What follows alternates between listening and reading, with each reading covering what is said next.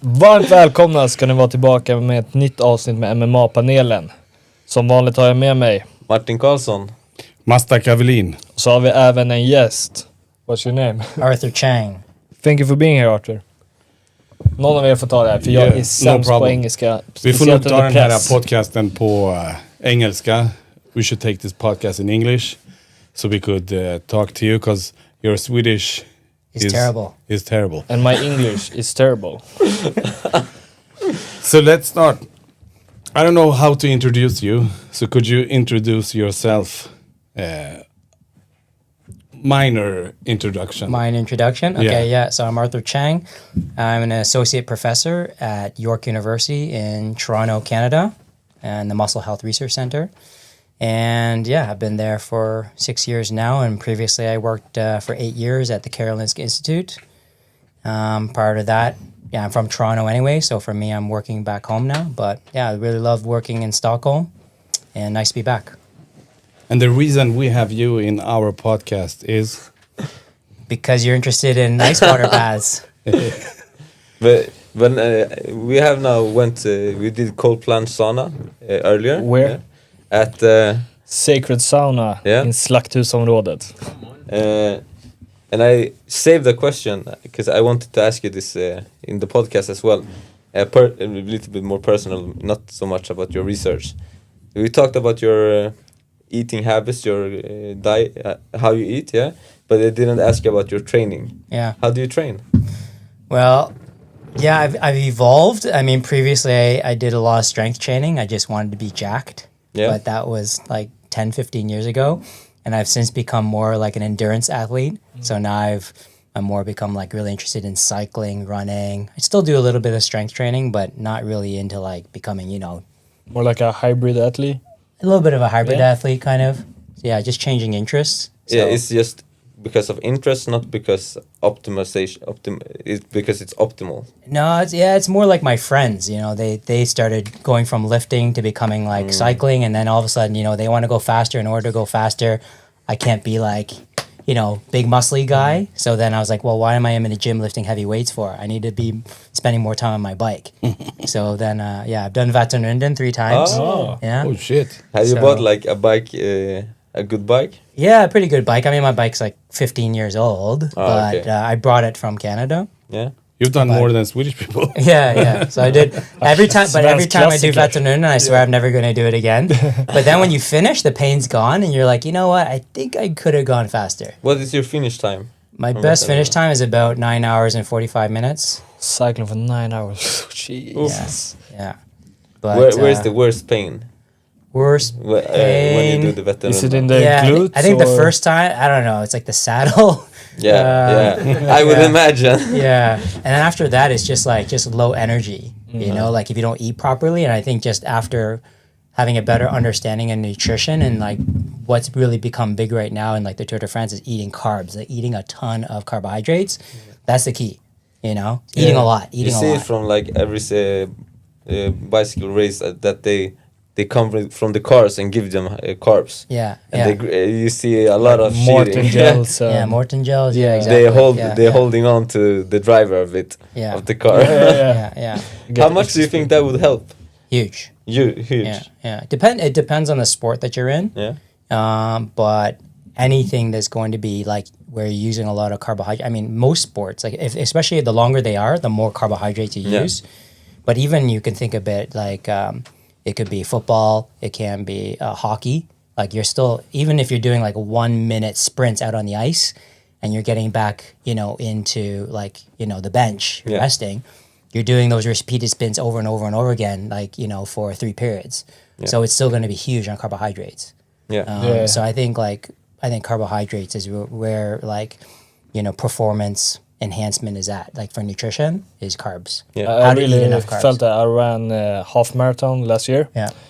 And I just run for fun. And then like I think when I've been running like 15 kilometers, I got like a Morton gel. And like after 10 minutes, like the energy was so much better. So shit. Yeah. Have you run any marathon as well? No, I haven't. No, I've just run like a half marathon distance on my own, just because I wanted to do it. But nothing Yeah, we used to, when we were at Karolinska, we used to do, like once a week, we used to run 15 kilometers around Brunsviken. So from Karolinska, and then we run around the lake. You have no option, right? You just have to run around it. There's no way to get around it. But I used to run it with my postdoc advisor, Håkan Westerblad.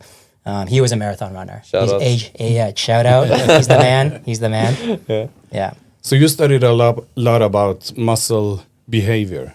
How much did the eating carbohydrating thing do with the muscle during training? Yeah, it's big. I mean, if you want to like maintain your performance during training, and if you're starting to feel tired, and it depends on what you're doing. It depends on like what type of exercise you're doing. Like if you're starting to feel tired, it's probably that, you know, you're either you haven't eaten enough carbohydrates or you're not eating any carbohydrates, you know, to fuel your body. So we did a study, we published it last year, and we kind of showed like, you know, everyone knows that if you eat carbohydrates, it benefits your performance, but why?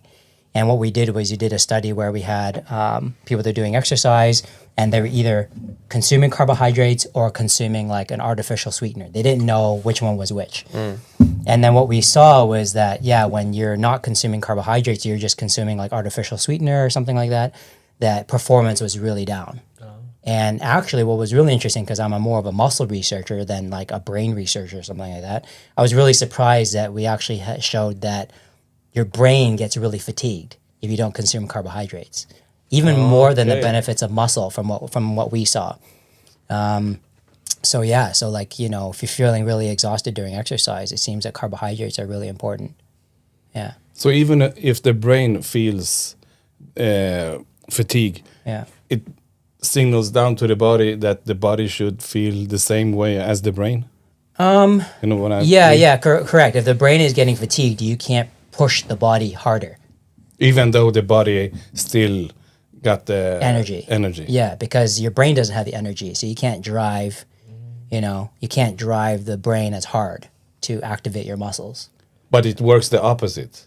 If your body doesn't have the energy left, but your brain still has it, it still signals back, you got to proceed. Yeah, possibly. I mean, there's carbohydrates stored in your brain, but not very much of it. Difficult to study because you can't access the brain to take out like the muscle sample. But we know from some studies that you definitely have a depletion of brain carbohydrate stores. And then from our study, it's clear that if you consume carbohydrates, your brain performance is better and you can push harder. Definitely. We can feel it because when we're doing weight cuts, like the last weeks, we cut all carbs and salts. Just because that take all the fluid away, and then you feel like really tired in your brain. It's like every day it just seems like it's been irritated. Yeah. So when did you get interested of the muscle, how muscle behaves? I don't know, from my past, just kind of being like into sports generally. I mentioned to you guys before when we were at sauna. Where? What was it called? Sacred sauna. Sacred sauna. Exactly. So when we were at Sacred Sauna, I kind of mentioned that I was a competitive archer in like gymnasiate kind of time.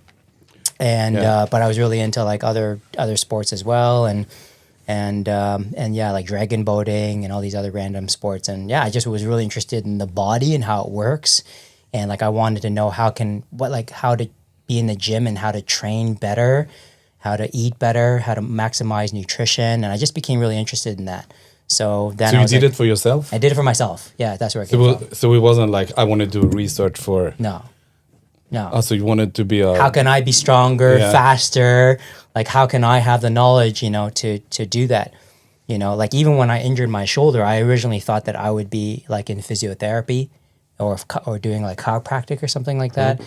But then when I was working alongside, physiotherapists and I was volunteering, I was like, well, they don't even really know sometimes why they're doing certain things. Yeah. And then I was like, wait a second, how do you not know why you're doing that? Because then you're wasting my money and time. So like you need to know why you're doing this and know if it's effective to improve your patient's recovery. So that's why I kind of started leaning more towards science. What was your shoulder injury? Tendinitis, like really bad tendinitis. And I had it for years. I probably still have it to some degree. Yeah. Just really bad tendinitis. And then like I was seeing like 2 physiotherapists, a chiropractor, massage therapist at the same time. And everyone was giving me different therapy for my shoulder. I'm like, this is really weird. Right? Like, why is someone giving me ice but some person's giving me heat at the same time? Another person's giving me acupuncture, why is everyone telling me different information? And so at that time point, I started thinking. I was already in university at that time point, but I was like, this doesn't make sense to me, and why is that? So like, I think that's kind of why I went into research, because I was like, I really want to know. And I want to figure out a way to understand what's happening. And what's happening? What did you think helped the most, and through your research, like from when you're injured to recover? What is the best way to recover from an injury? I know it depends on the injury, but on like small injuries in the body. I mean, really hard to say, because it really depends on the type of injury. Yeah. But I think probably the big one is, I think we're pushed too hard to like get back into competition or training too fast. And I think our rehabilitation has to go slower than we think. So I think that's the biggest thing, is like we are trying to get back into training and competition too quickly. And we need to really train slowly and rehabilitate our body properly before we get back in to prevent injury. I think that's the key. Do you have a degree in nutrition too? No, I don't. But I study nutrition, obviously, with carbohydrate research and so forth. Yeah. So what did you get out from your research regarding the cold water immersion? Yeah, so going back to cold water immersion, well, my area of specific interest is in muscle. Yeah.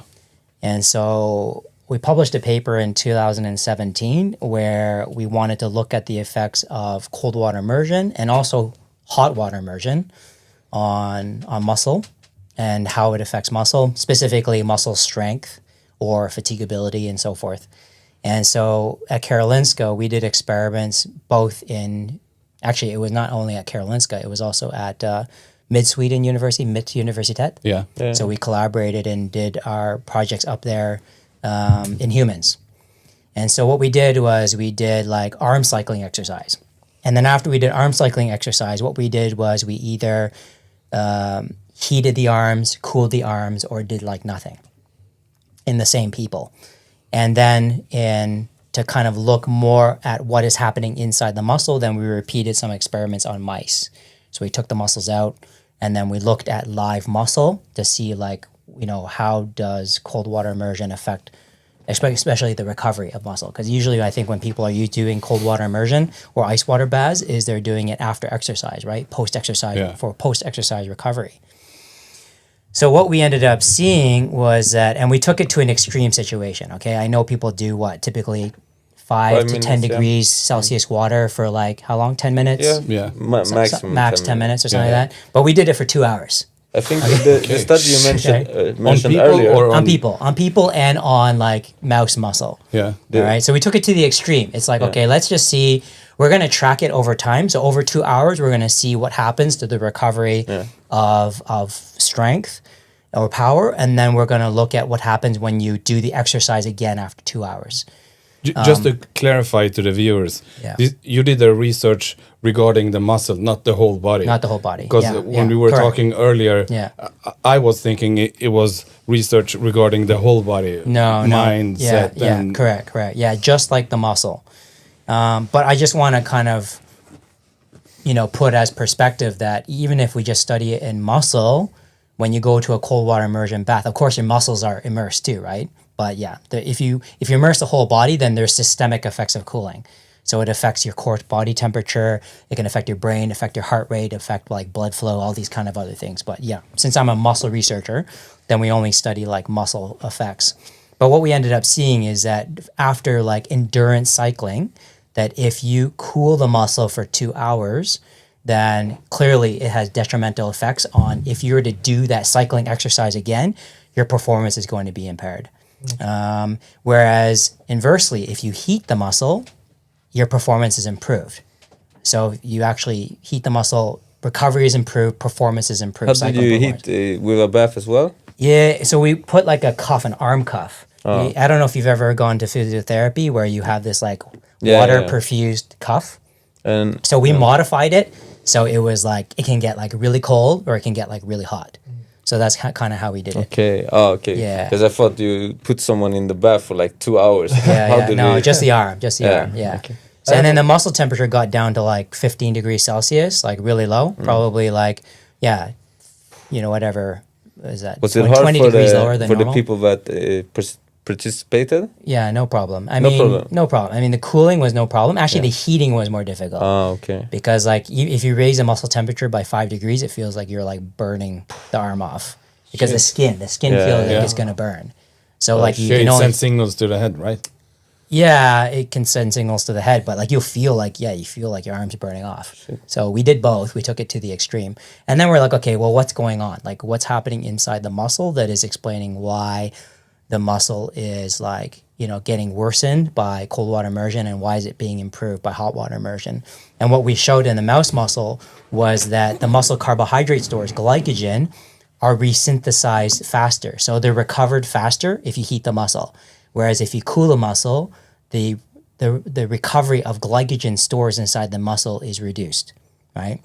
So I mean, this is an extreme situation. Like, no one's going to be sitting in an ice water bath for 2 hours, or in a sauna for 2 hours. But we just wanted to kind of see, like, if someone really believes in it, what would happen, right? Yeah. So that was the very first study, and we got some interest out of that project, and it was in like the New York Times. There was a New York Times article about it.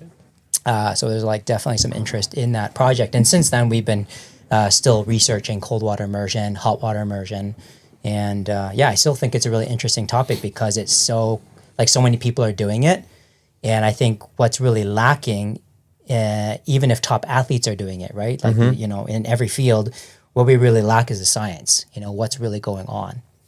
And so I think it's a really interesting topic. How come the difference was so high? You said by only highering the temperature in the muscle 5 degrees, you felt burning, but you could decrease to the 15 degrees the muscle. Yeah. How come it's harder to? How come it's okay? Probably because the pain you can't tolerate it. You could tolerate coldness. Cold is no problem. Yeah, you can. How come? But you don't even feel anything. If you cool the muscle to like 15 degrees Celsius, like you feel nothing. You're fine because your core body temperature is not affected. Yeah. Because I'm only heating or cooling the arm, right? Yeah. So core body temperature was unaffected, but if you heat the arm, the limitation is the skin.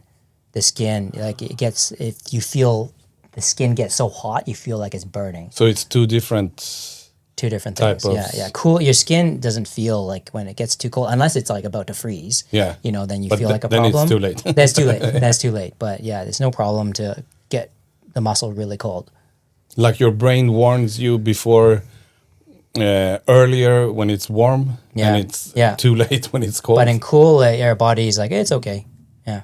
I have a weird question. Yeah. Is it a specific reason you do experiments on mice?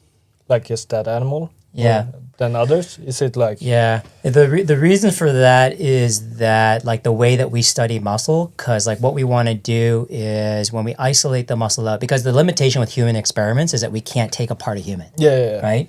So like even if people have heard about muscle biopsies, but if you take out a muscle biopsy, you're taking out a piece of muscle, but that piece of muscle is like dead. Like you've cut out a piece of muscle, but it can't contract. Like it's so what you can do then is you can look at proteins, or you can look at like maybe antioxidants or inflammation factors that have changed, but like that's about it. It's a snapshot. Yeah. But what we want to do is we want to look at what's happening in real time. So as we fatigue the muscle, why is the muscle becoming fatigued? And then if the muscle's recovering faster, what's going on? And so one technique that we can do when I was at Karolinska, we're one of the few labs in the world that could do it, is we could look at fatigue in like single muscle fibers. And the advantage of that is that we can fatigue that one muscle fiber, and then inside the muscle fiber, we can look at calcium. And why it's important to look at calcium is that calcium is like the master regulator of muscle strength. So like when your brain sends an electrical signal into the muscle, that electrical signal is then converted to release calcium inside the cell. And when we release calcium, all of a sudden that activates contractile proteins that then cause your muscle to generate force. And depending on how much calcium released inside the cell, you end up getting a stronger contraction. So by studying calcium, then we could study, well, is the release of calcium inside the muscle cell from the sarcoplasmic reticulum, which is where it's stored, is the release of calcium impaired, and explaining why fatigue is occurring. This was one of the studies you sent us, right? Yeah. It was about this. Yeah, there's many. Because I saw this about calcium, and I was super confused at first, because I didn't know that it was a factor in why we contract our muscle, or how we do calcium is super important. Yeah, so when you send like an action potential, when you send electrical signal from your brain, it gets converted to a signal, and the chemical signal is calcium. Calcium gets released, it activates contractile proteins, and then you end up generating force from your muscle. That's how it works. So calcium is super important. And so we wanted to study like what's going on in the muscle to explain what's happening. And not just calcium, we've looked at other things, like we've looked at, free radicals that are being generated inside muscle. Does that affect force generation? Does that affect calcium? So that's kind of, you can't do that in humans. You still can't do that in humans. Okay. So that's why we study muscle, like mouse muscle. And mouse muscle works generally very similarly to human muscle with some differences. Like mouse muscle, it's like, its metabolism is like crazy. It's probably, 10, 20 times faster metabolism than a human. Yeah. So that's a difference. So what's the biggest insight from your study on muscle fatigue and calcium regulation? Yeah. So muscle fatigue is from many different studies, even from studies that we've done on human single fibers. So we've used the same technique that we do to study mouse muscle. We've studied human muscle. One of the first studies and only studies was done with us at Karolinska. You have an impairment in the ability to release calcium from the sarcoplasmic reticulum. So calcium concentration is reduced during fatigue. And then by reducing the calcium concentration, you end up having less force, and that explains why you become fatigued, is that your strength of your fiber is reduced because you release less calcium from the sarcoplasmic reticulum. Now you can ask, well, what causes that? Yeah. And then there's many different things. One of them is the muscle carbohydrate stores. So if you don't have enough muscle carbohydrate stores, that can cause a muscle to release less calcium. And also, you can also, during very high intensity exercise, like if you're doing a 10-second sprint or something like that, you have metabolites that are being produced inside the muscle and accumulate, makes the muscle acidotic. So it reduces the muscle pH. That can cause fatigue and also impair the release of calcium. You also have one big one is inorganic phosphate. So that is released as a byproduct of breaking down ATP. ATP is the most basic energy source, like anything, fat, proteins, carbohydrates, they all get converted to ATP in the end to be used in the body.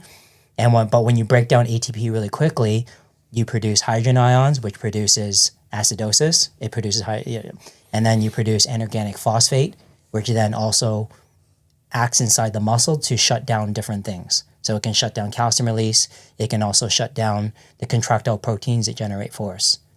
So there's many different things that can cause fatigue and cause impairments in calcium release. But it depends on how you train. The mechanism depends on what exercise you're doing. Yeah, okay. Yeah. So we should eat more calcium? No. You don't. You can't. That's one of the things Yeah. old people say, don't eat too much calcium. Yeah, no, you can't eat calcium to increase calcium release. It doesn't really work that way. Yeah. How come? I don't know. To be honest, I don't know. Maybe your body... Because his question was logic. If you eat a lot of calcium, then the thing you said should be good. Yeah, I don't think the problem is that you don't have enough calcium. I think the problem is that your body shuts down that process. Yeah. So it's like, why? The question is, why do you have an impairment in the release of calcium from where it's stored? So you have enough calcium. It's just the problem is the body is like, no, we're going to shut it down. And does the body do this to protect itself? Correct.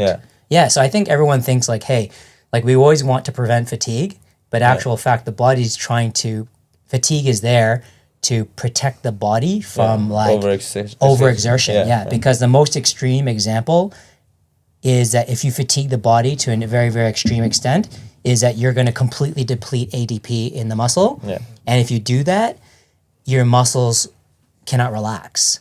So you're going to be in like a constant like contracture, like a cramp, right? Okay.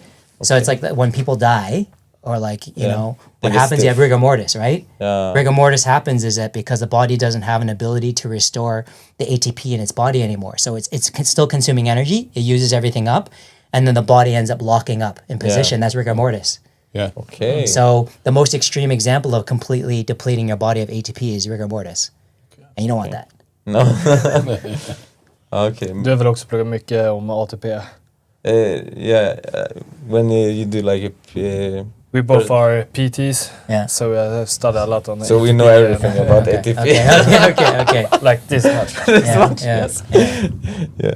The only thing you learn in the PT utbildning, education is that like if we use ATP, when you use ATP, it takes like a while to get it back. It's the only thing you learn. No, not true actually. Yeah, you can get ATP back pretty fast. Yeah, within seconds. In a second? Yeah, maybe it'll like fully resynthesize, and maybe like it'll resynthesize pretty extensively in 30 seconds, and maybe fully in like 3-5 minutes. Yeah. Well, when you do like powerlifting, you do like 3 to 5 repetitions. Yeah. And they rest for like 10 minutes. 10 minutes. 10 to 15 minutes. Yeah. Yeah. Why is that? I don't know, but you don't need 10 minutes to fully recover your ATP energy stores. Yeah. But yeah. Is this a common thing in like lifting? Yeah. That people they rest. You rest a lot. Up to 15 minutes. Yeah. But I mean, for example, I don't really know. I mean, I don't know powerlifting so well. Yeah. But I mean, if for example you have metabolite accumulation, I don't know. Do you feel like you're getting like lactic acid buildup during powerlifting? Not so much. No, not so much. Really. No. Okay. Mm-hmm. So that wouldn't really explain it. I mean, I guess you're just really giving your muscle a lot of time to recover from fatigue, and whatever the cause of that, I don't really know. Yeah. When you trained archery, what was the recovery time between shots? Yeah. 20 seconds, maybe. Yeah.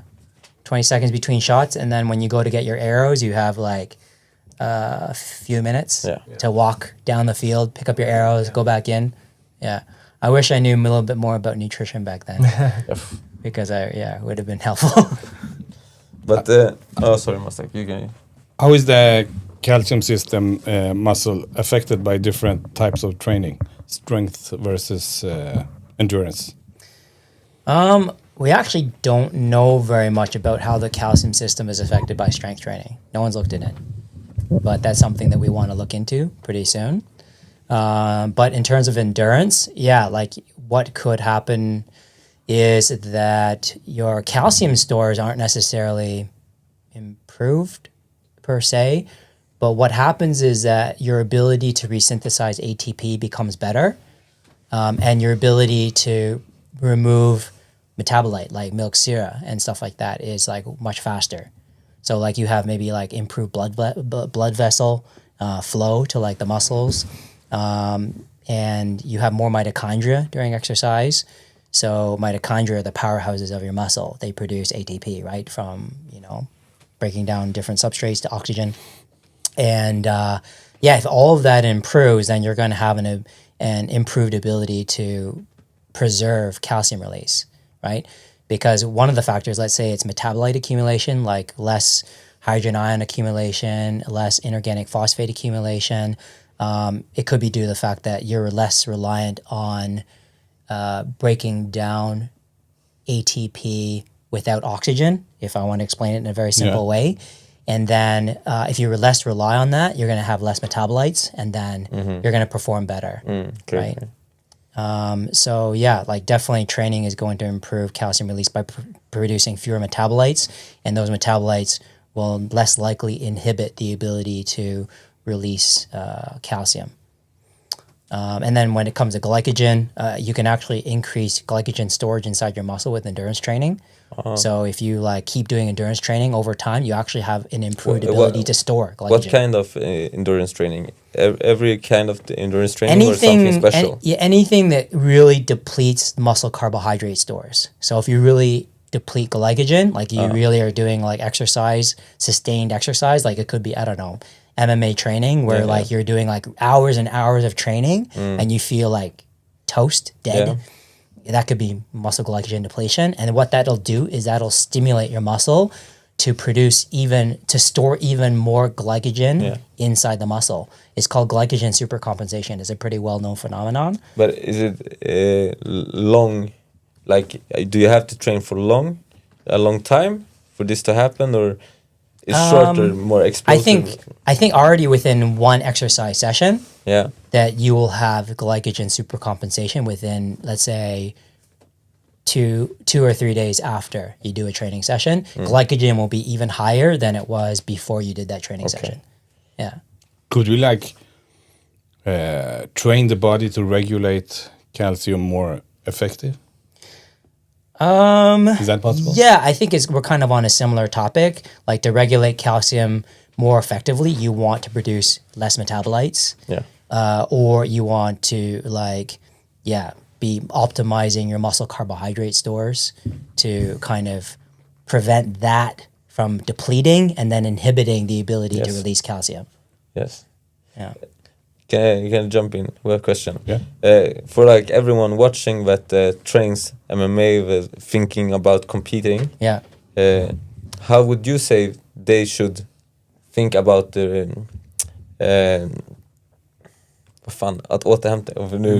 recovery? How you should think about recovery? Recovery after training.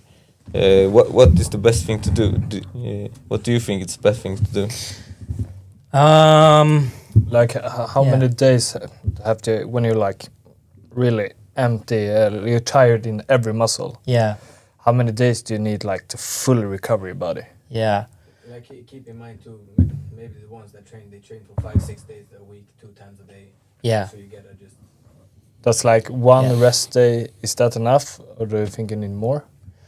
Like to fully recover your muscles? I think it depends. It depends on like what level of athlete you are. Like if you're training in the very beginning, you're probably going to get like a lot of muscle soreness. So probably in the beginning, like you're going to need like a week of recovery between like training sessions because you're going to have like a lot of muscle damage, right? Yeah. But as you get more experience, you probably don't get sore anymore, right? After like training sessions. We just get tired. Just tired. Yeah, so maybe the problem shifts from like muscle soreness, being someone who's just getting into MMA, to more like energy-related problems, nutrition-related problems. So like later on, I think what you want to do is just making sure that for recovery, you want to maximize nutrition for sure. I think that's like a really big one. Eating definitely properly, eating a lot of carbohydrates, eating protein. We talked about timing. Yeah, timing. With carbs, what timing is the best for carbs? Yeah, I mean, timing with carbs, like definitely as soon as possible. So whenever you've done your training session, like you want to be eating like carbohydrates like right away. Yeah. And it could be over time. Like for example, if it's not convenient, it could be like you're at the gym and you're just going to be taking in like a sports drink or anything with carbohydrates, something simple, right, that you can have. Like it could be a banana, I don't care. But, the more carbs you eat, the better, the faster. But like maybe within 2 hours, you definitely want to be having like, your proper carbohydrate meal. And then when it comes to protein, I think, we talked about that before, that protein intake. I think most people eat enough protein. Yes. I think it's about timing of protein intake. So you want to time your protein intake kind of in and around your training session. So like before training, you want to make sure that you are, consuming maybe a bit of protein before you do your training. So you're not in kind of like, you're not breaking down your muscles. Like you're already hungry and then you're going to a training session where you're like, causing muscle soreness or whatever the circumstance is, you're breaking down your muscles even further. Maybe you don't want to do that. So maybe you want to have a little bit of protein before you do your training, or even during your training, having protein or carbohydrate during your training. And then even afterwards, as soon as possible, within your 2-3 hour window, you want to be making sure you're eating protein. Yeah. And like, you know, I think a perfect thing that is both protein and carbohydrates is like chocolate milk. It doesn't have to be chocolate milk. You know, it could be like, you know, it could be like whatever. I don't know, eggs and banana. It could be anything. Eller en proteinshake från Tränar. Yeah. Regarding taking supplements, should we be cautious with the antioxidant supplements post workout to avoid interfering with the calcium related adaptions? Yeah, definitely. Yeah, there's a good amount of research out there with antioxidants. They don't affect muscle growth, but what it's known to do is that they will inhibit the ability to grow those mitochondria, right? So the mitochondria that help you with endurance, okay, you know, when you get fatigued and so forth, if you consume antioxidants, your endurance performance will not improve if you take antioxidants, right? So it's pointless. So don't take it. Yeah. Don't eat your berries. Yeah, don't eat your berries. Well, what's really known is that actually you need the free radicals to stimulate that adaptation. So you need free radicals to actually, so when you take antioxidants, you actually are inhibiting the ability for the muscle, the signaling, to tell your muscle to fix itself. Yeah. Okay. So regarding that, what's the most common misconception you hear about fatigue? What's the most common misconception? Fatigue and cold water. Okay. Both of them. Cold water immersion. Well, actually, I don't know so much that's been done on like cold water immersion fatigue, because usually you do the fatiguing exercise first and then you do cold water immersion. So cold water immersion is more of an interest on recovery, right? And I think the most common misconception is that it's a good question. I should ask you, like, what do you think cold water immersion is doing? Now that we had talked about it a bit. Yeah, but before you talked about it, what do you think? Before I was you with each other. I always thought before that like you should do it right after training. Yeah. But after we talked about it, so I think that is like a misconception. People do cold showers right after they lifted heavy. Yeah. So I think a big misconception is that you should do it right after training. Yeah. When in fact, like we talked about, it can prohibit muscle growth. Yeah. Right? Yeah. Yeah, but I mean, like, but what were you thinking that it was helping with? What were you thinking? Oh, it helps. I thought before, like 2-3 years ago, it was like the best for recovery for your muscles to like be fresh. Oh yeah, like this. I tried both of them. Yeah. Doing cold water immersion before training. Yeah.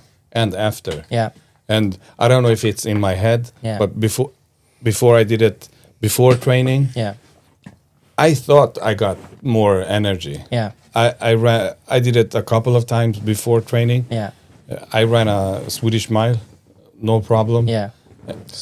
Before that, I didn't like it. Yeah. 10 kilometers. Yeah. No, but I mean, you know. And I don't like running. Yeah. But when I did it exactly before, like I jumped into cold water and I ran a minute after. Yeah. I felt but really it's good. like pre-workout. Yeah. Like you get but now that we talked, I know that it's not pre-workout. Yeah. It's life. Yeah, well, you know what I mean? I can understand. It was in my mind. Yeah, well, it's not just in your mind, but it's the fact that if you go into cold water, I mean, it stimulates like adrenaline, right? It stimulates adrenaline and like, you know, other hormones that are increasing alertness. So there is like an physiological mechanism for why you're feeling more alert. So it is kind of like a pre-workout. You're right. Yeah. It is a pre-workout. And does it prolong the fatigue? Well, if you're going to feel more alert than normal, then maybe that will help performance in some way. It's not something that I've studied, actually. But I can imagine that if for some reason you're feeling tired, like, I don't know, let's say you're jet-lagged or something like that, you're not feeling really sharp, that maybe there could be a circumstance where you then go into an ice water bath at that point in time. You get that adrenaline kick, and then now, like, you're sharp and you're ready to go, right? I think that's the best for like a hangover. Yeah. Yeah. But a cold shower, you feel better immediately. I've tried cold water immersion with everything. Yeah. Smoked, drank alcohol, nothing. Yeah. Jet lag. Yeah. The best feeling I had was with nothing. Yeah. With nothing in my body, so I Yeah. could be 100% Yeah. focused. Yeah. Yeah. Yeah. But For I think sure. like if you think it's good, then it's like good for you. Like placebo. Yeah. Yeah. Like placebo Yeah. works. Yeah, exactly. No, for sure. I think that is a big factor of cold water immersion is that people feel better from it, right? Yeah, There is that component. Like I told you though, but it's like an adrenaline kick or like you feel more alert and of course you feel better. So if that helps, then fantastic, right? That's why you could use it. But, I'm a muscle researcher and when I study it from a muscle perspective, cold water immersion either does nothing or it's detrimental. Like it's bad. It's bad for muscle. But how cold do you have to get for it to be bad?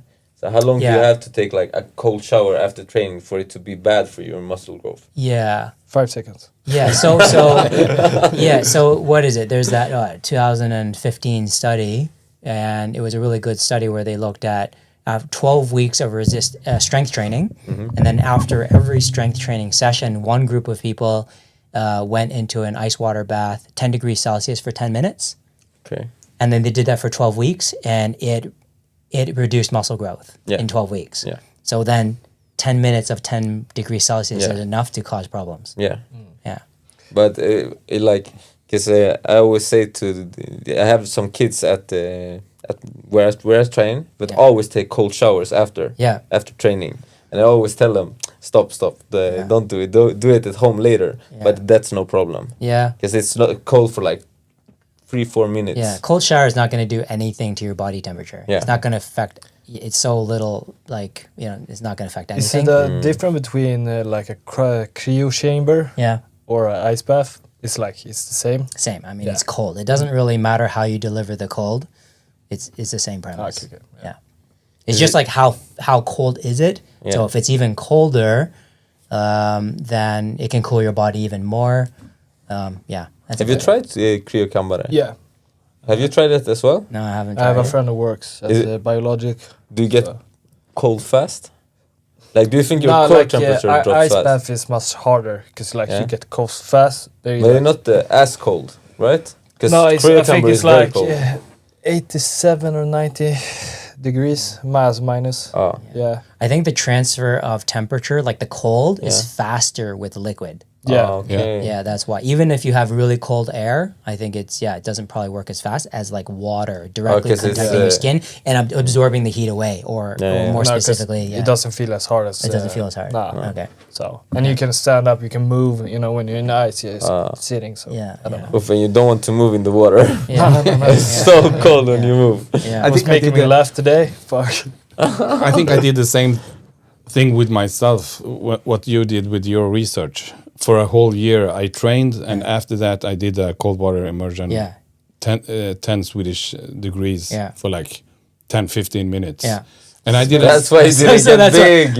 And I didn't want to do it for the energy or stuff like that. I only did it for weight loss because I heard that the brown fat thing. Okay.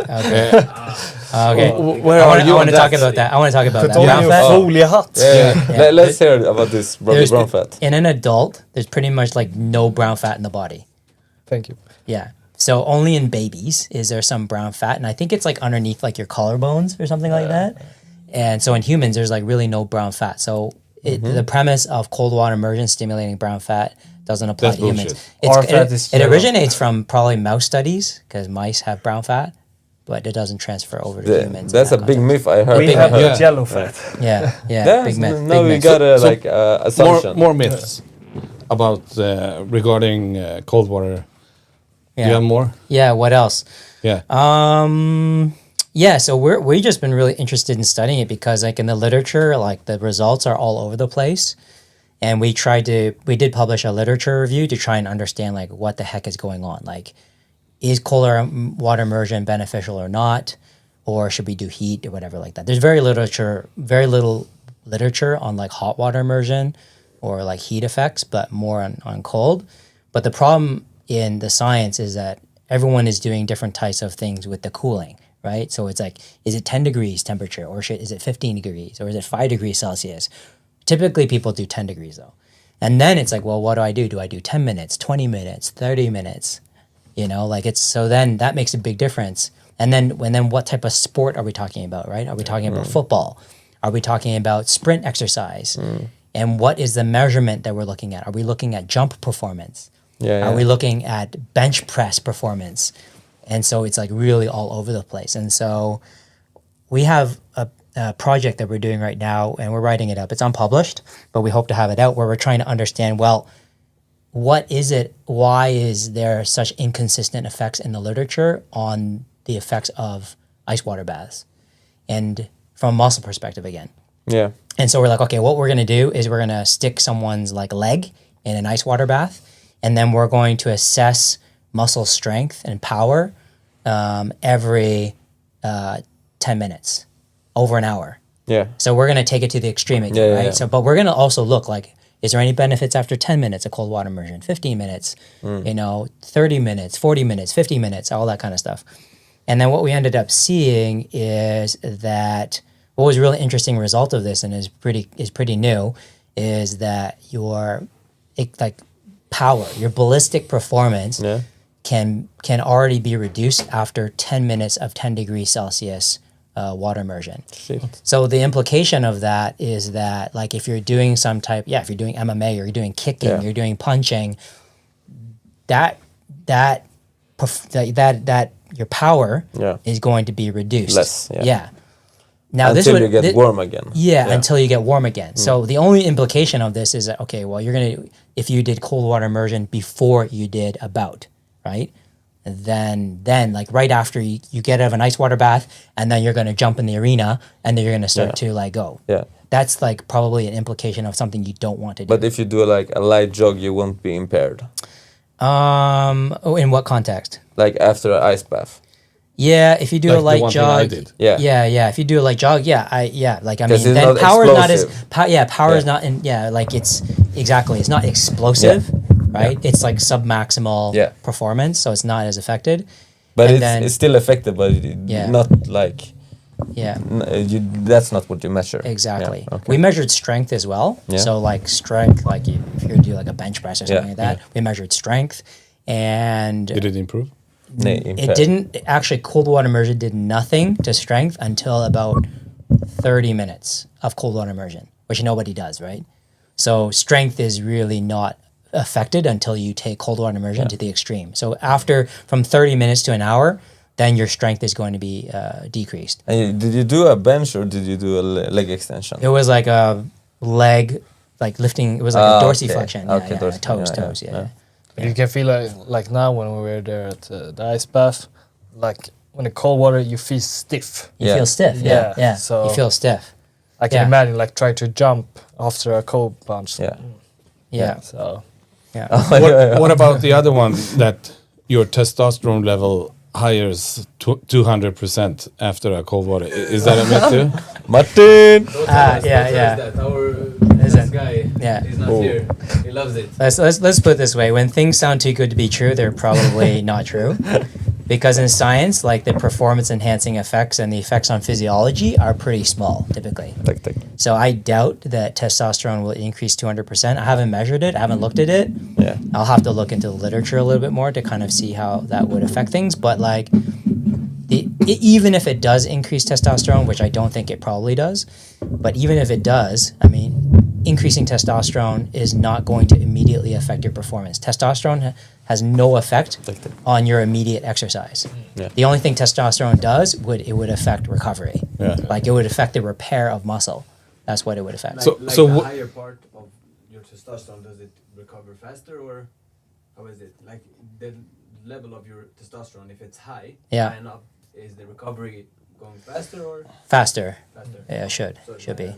Yeah, so where does all the bullshit come from regarding cold water immersion? I mean, Foley hats. I mean, you have seen the guy who works with Dana White in the UFC, the Human Protocol. Yeah. Vad heter han?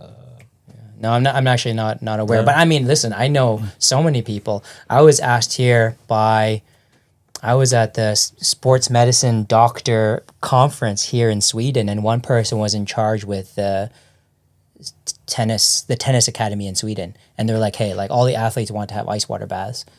And they're like, well, but should we do it? And I'm like, I think it's just a lot of money wasted, to be honest. But it depends on, like, in tennis, I can still understand some benefits of an ice water bath because, like I said, the one circumstance where an ice water bath would be really beneficial is if you're exercising in a hot environment. Yeah. So if you are going to have a competition in a very hot environment, like the arena is going to be like really warm, it definitely will affect the performance if you cool the core body temperature. That's one circumstance where a cold water immersion will be beneficial for sure.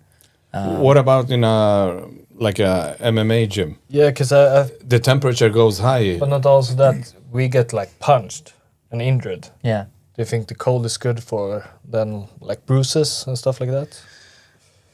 I mean, that's always been, of course, an assumption, right? Like as in physiotherapy, you put on ice to help reduce swelling and inflammation, all that what kind you of call stuff. it, rest, ice. Yeah. I mean, I think the ice is beneficial from reducing pain. Yeah. Yeah. So definitely, if you're feeling like really sore after a fight or after a competition. But not recovery. It doesn't affect recovery. For pain. But it will help you feel better. Okay. Yeah. And I think it does work from that perspective. And same like when you feel better. Yeah. Feel better. Yeah. It'll help inhibit pain. I think it will probably help from that circumstance. The best thing for me personally about ice bathing was like mental. Yeah. Because I didn't believe like that I would get something in the way of recovery from it. But mentally, I thought, because it's so difficult to get fighting with your demons, you feel sharper. It's so difficult to be in there for long. Yeah. So I felt it like in everything. When I trained like endurance, I did norska intervaller. Yeah. Do you know norska intervaller? It's 4 minutes on the bike, 3 minutes rest, 4 rounds. Okay. And you don't want to get lactic acid, but you go under the limit. Yeah. Okay. But it's so difficult, and when I did the ice bath, it was so much less force on my brain. Yeah. I felt like my brain had more power. Yeah, but when you do that 4-minute exercise, if it's causing an increase in your core body temperature, then you're going to have a lot of your blood flow going to your skin and trying to expel heat, right? Mm-hmm. And if that happens, your performance is going to drop. So it makes sense that when you're in an ice bath, if your core temperature is increasing, you go into an ice bath, you're going to reduce that core temperature, you're going to bring blood flow back into your core, and you're going to feel better. Yeah. So I can see why it would be beneficial from that perspective. Yeah. But what do you personally do for mental training? Because you do detta and rundan or a long distance. Do you do something for mental preparation? No. You're just mentally strong. Yeah? Not mentally strong. It's just like, okay, like, all right, just be prepared as much as you can. Yeah. And then, I don't know, whatever I have no control over, I don't worry about it. I think that's it. Like, I think that's the biggest thing. Not even training, just in my life. Yeah. Like, if you don't have control over something, don't worry about it. Because there's nothing you can do about it. But you can control, like training, nutrition, sleep, then just worry about those. Yeah. Have you always been that kind of person? Or has it developed? Okay. As a child. Okay, maybe it wasn't like that. I don't know when I developed, but I think I heard of something during university about that, where it's like, don't worry, like people get so stressed out right now, right? And it's like, how can you control stress? And I heard someone saying one time, it's like, well, just don't worry about things you don't have control over, because it's completely uncertain. You have no control over that. And it was, for me in university, like an exam. Yeah. I have no control over what the questions are. So why am I worried about it? What I can prepare for is prepare my best to study, right? To study the different questions, practice as many exam questions as I can on my own. That's what I have control over. I don't have control over the exam questions. Yeah, we got a good saying that in Sweden, du kan inte kontrollera vädret, men du kan kontrollera seglet. Wow. Yeah. Do you understand that one? Yeah. That was good. Yeah, I have not heard it. Yeah. Poetic. Very good. Yeah. Yeah, similar. Yeah. So you studied recovery on muscle. Yeah. Is there any other field that you could recover the muscle than cold water, hot water, sauna, and stuff like that? Yeah. Well, I mean, I think, we are beginning to study hot water immersion as well. So we don't really know what are the benefits of hot water, but that's something we're going to look at. To me, it scientifically seems to make better sense for recovery because generally cold water immersion, why it doesn't kind of make sense is that you're slowing down metabolism. Like recovery is about metabolic processes, right? And if you cool everything happening inside the muscle and all the activity and enzymes, you're slowing everything down. Whereas if you heat it, that would be the opposite. You accelerate all of these processes. So, but we don't know if the hot water immersion is going to work because, like you said, you can cool a lot with no problems, but you can only heat by like 5 degrees max, right? So does 5 degrees Celsius make any difference to your recovery? We don't know that. What are other things that can help recovery? As we talked about carbohydrates, definitely maximizing your carbohydrate intake. So like, for example, right now in the Tour de France, like even during exercise, they're consuming like up to about 120 grams per hour of carbohydrates, which is like a ton. Yeah. So like people are trying to figure out ways to do that. And then during recovery, we're also very interested in doing that kind of research in our lab too, is how can you take in so many carbohydrates and different types of carbohydrates to maximize glycogen resynthesis and muscle carbohydrate storage. And so I think that's a big one right now is carbohydrates and recovery. What else can you do to speed up recovery? Yeah, like we said, protein, maybe maximizing like your protein intake immediately after within the first 2-3 hours of training. How much protein? Is there any overdose of protein? Yeah, for sure. Yeah, if you eat too much protein, you're just it's going to become fat or whatever, right? You eat more like than 2 grams by kilo. Yeah, 2 grams per kilo per hour, is it? I think something like that. Yeah. För tar på svenska, vad är det 1,8 va för att bygga? 1.8 grams. Yeah. Yeah. It's about 2 grams is kind of like the what is it? 2 grams per kilo per day. Body weight? Per body weight, per day. Yeah, I think that's kind of well known. I think just to keep the muscle the same way, I think like 1.6, right? No. Yeah. So it's better to be under it than over it, because if you get over it, it's just too many calories. Yeah. You just get fat. Yeah. I remember someone that was just eating a lot of whey protein one time because they thought that built muscle, but I mean that's just extra calories and you just become fat from it, right? Mm-hmm. So I work in a kostskap nu. Supplement store. Yeah, supplement store. Yeah. And so many people like going for like, I'm gonna take this shake like 8 times a day. It's like, bro, you need max 2. Yeah. Same with fat burners. This works. Like, no, it doesn't. No, it's just food. I mean, everybody wants like the fast way. Yeah, everyone wants to employ you, right? Yeah. But whey is convenient though, right? If you take whey or casein or something like that, is because it's like you can't eat like a piece of chicken or a steak. Yeah. After coming from the gym, so you take a shake. Like exactly. It still works. Yeah.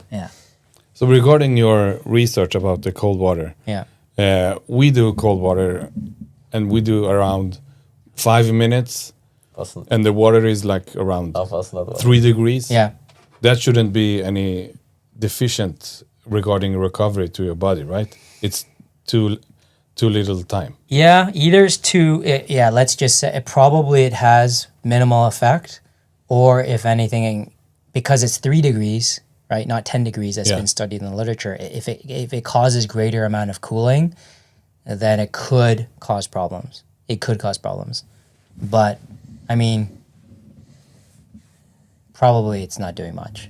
Either it's doing not much or it could cause problems. Because regarding the stuff we talked about today, I'm on his side when he said it's because he likes it mentally. Yeah. I really like it mentally. It's like a drug. Yeah. When you do it a lot of times, you get stuck. Yeah. No, I think there's other, like I said, the increased alertness, I think that's something that's worth investigating a little bit more if it hasn't already been studied where like the cold water immersion really increases like that alertness feeling and the increase of it does something in your head. Sympathetic nervous system activity, like for sure, that increases with cold water immersion. But I think there's probably other psychological benefits to it. Like, for example, like no one likes going in the cold, but it's like a control situation. It's like, if I can go into the cold and I can survive that, it's like, it gives you confidence, right? Yeah. So I think I can do something. Yeah, you start your day off and you do an ice water bath. You've already started your day where you've conquered something that is uncomfortable. So I think it sets your day off on the right path. What do you do that's uncomfortable? I used to do like cold water, like cold showers in the morning. I used to do that for a period, and then I stopped doing it because it's uncomfortable. Yeah. I also did that like for 2 days also. So I used to do like cold showers in the morning for a period of time. Mental warfare, huh? Mental warfare. Mental warfare. Yeah, I mean, it's not practical to like, turn on the water in a bath and like, wait. I my bed in the morning. Bed in the morning. I made my bed. Yeah, exactly. I don't know what else. Swap. Okay. But now nothing that's uncomfortable except the bicycle seat. Yeah, exactly. Except the bicycle seat. No, nothing really other than that, to be honest. I think there are even potential benefits of maybe, it's not my area of research, but possibly even like, people that have like depression or something like that. There can be some maybe benefits of cold water immersion. Yeah, because I heard about, Wim Hof. Yeah. He was talking about like the first time he did it. I don't know if it's true, but his wife jumped from the window, right? Took suicide. He jumped like in the cold water. And that was like the first time he was thinking about something else than his dead wife. Yeah. So. Yeah, but it's when you do something that's uncomfortable, it's hard to think about other stuff. Yeah, exactly. Yeah. And you get the dopamines and everything about it. So. Yeah. Exactly. Have you seen a lot of him or? Wim Hof? No, not so much. No. It was interesting. Like they had made a documentary about him, and they had done a lot of tests. They injected him with viruses. Yeah. Have you seen this? No. No. And his immune system. It was something crazy. I heard about him that some things about him is bullshit because they done it about his brother too. And it was like they are biological gifted. That's why they can, like their immune system, everything's good. It's not because of the ice bath. Yeah. That makes more sense. Yeah. So. Yeah, I think exactly. I mean, that's definitely his niche and where he's. I mean, I don't know. I'm. Because he got so popular at one time. Yeah, he became so popular. Yeah, for sure. But I mean, where's the science, right? That's the whole question of like what I'm trying to be. Like, where's the science? Yes. And to me, like, I mean, as a researcher where I'm not invested in any ice bath company or anything like that, to me, it's just like, what does the science say? I don't care if hot water immersion works or cold water immersion works. What does the science say and whether it's helpful or not, right? And everything is a business, right? Yeah, everything's a business. Like, I totally understand that. But, I mean, I don't want to completely say cold water immersion is, like, bad. I think you have to understand why are you using it and what are you trying to improve. Yeah, I think that's the key. Like today when we went. Yeah. What did you feel like? You feel great. Yeah. You feel cold. You feel fresh. Yeah. Right. I mean, you feel awesome for sure. But I think it's more of a.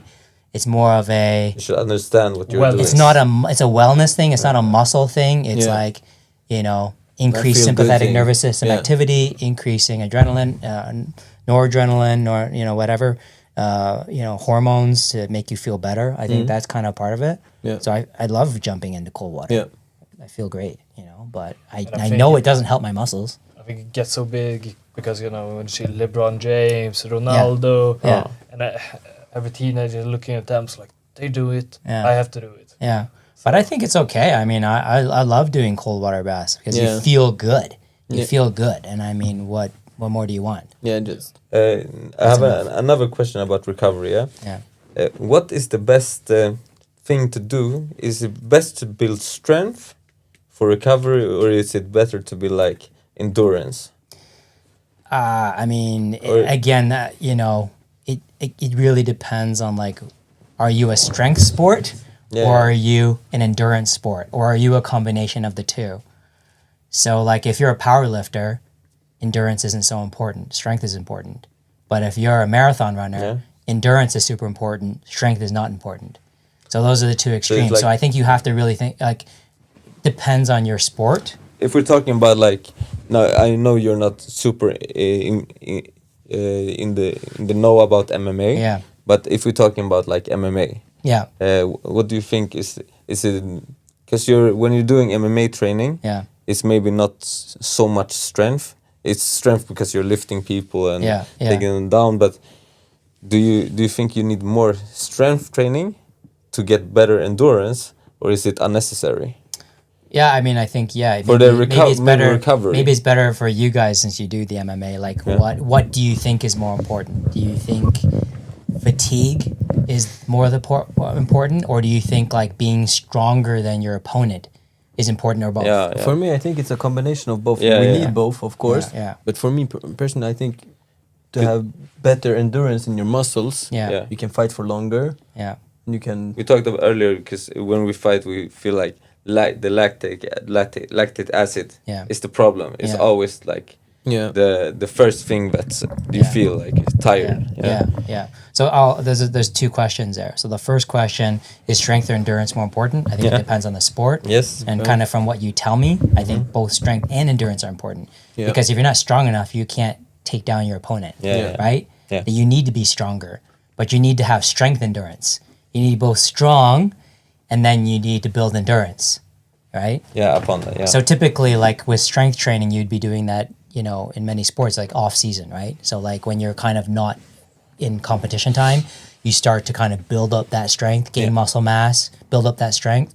And then after you've done that for a period of time, then you start to focus maybe on the endurance. So whatever muscle you've grown, you start to make that muscle have better endurance. So I think that is probably, I can imagine, beneficial for MMA. Yeah. For you, should you train them separately or at the same time? I think probably you can train them at the same time, but I think you want to focus on them at different times. Yeah. Okay. You probably want to do strength training more in one time. Not that you can't do endurance, but you want to be focusing on strength more so that you can maximize that. Because when you're growing your muscles, that's something, you know, that's stimulating your muscle completely differently than when you're endurance training the muscle. And I wonder if maybe if you're trying to do both, you're not really maximally improving both, right? Like both are kind of improving, but neither is improving. Because how can you grow muscle and then like at the same time make it because you can't recover enough to do both. So I think to me it makes more sense to grow the muscle first, make it stronger, have bigger muscles, and then once you've grown the muscles, 'cause that takes a long time.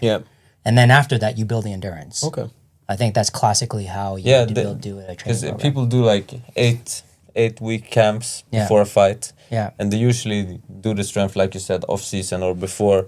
And in the start of the camp. And then it gets more like endurance and then explosive power in the last 3 weeks. 3-4 weeks. The fast twitch muscles. So you need typically to grow muscle, you need like a minimum of 10 to 12 weeks. 10 weeks. But usually when you're in your first month 4 weeks of training, all of the strength adaptations are not muscle growth. It's like neural adaptations. It's just like your brain and the nervous system activating the muscle more efficiently. That's what's happening in the first month. In which time frame do you see results? Is it 10 to 12 weeks or 12 weeks? 10 to 12 weeks. So you need 10 to 12 weeks to like set aside for like building muscle. Okay. And then the other question is like lactic acid, right?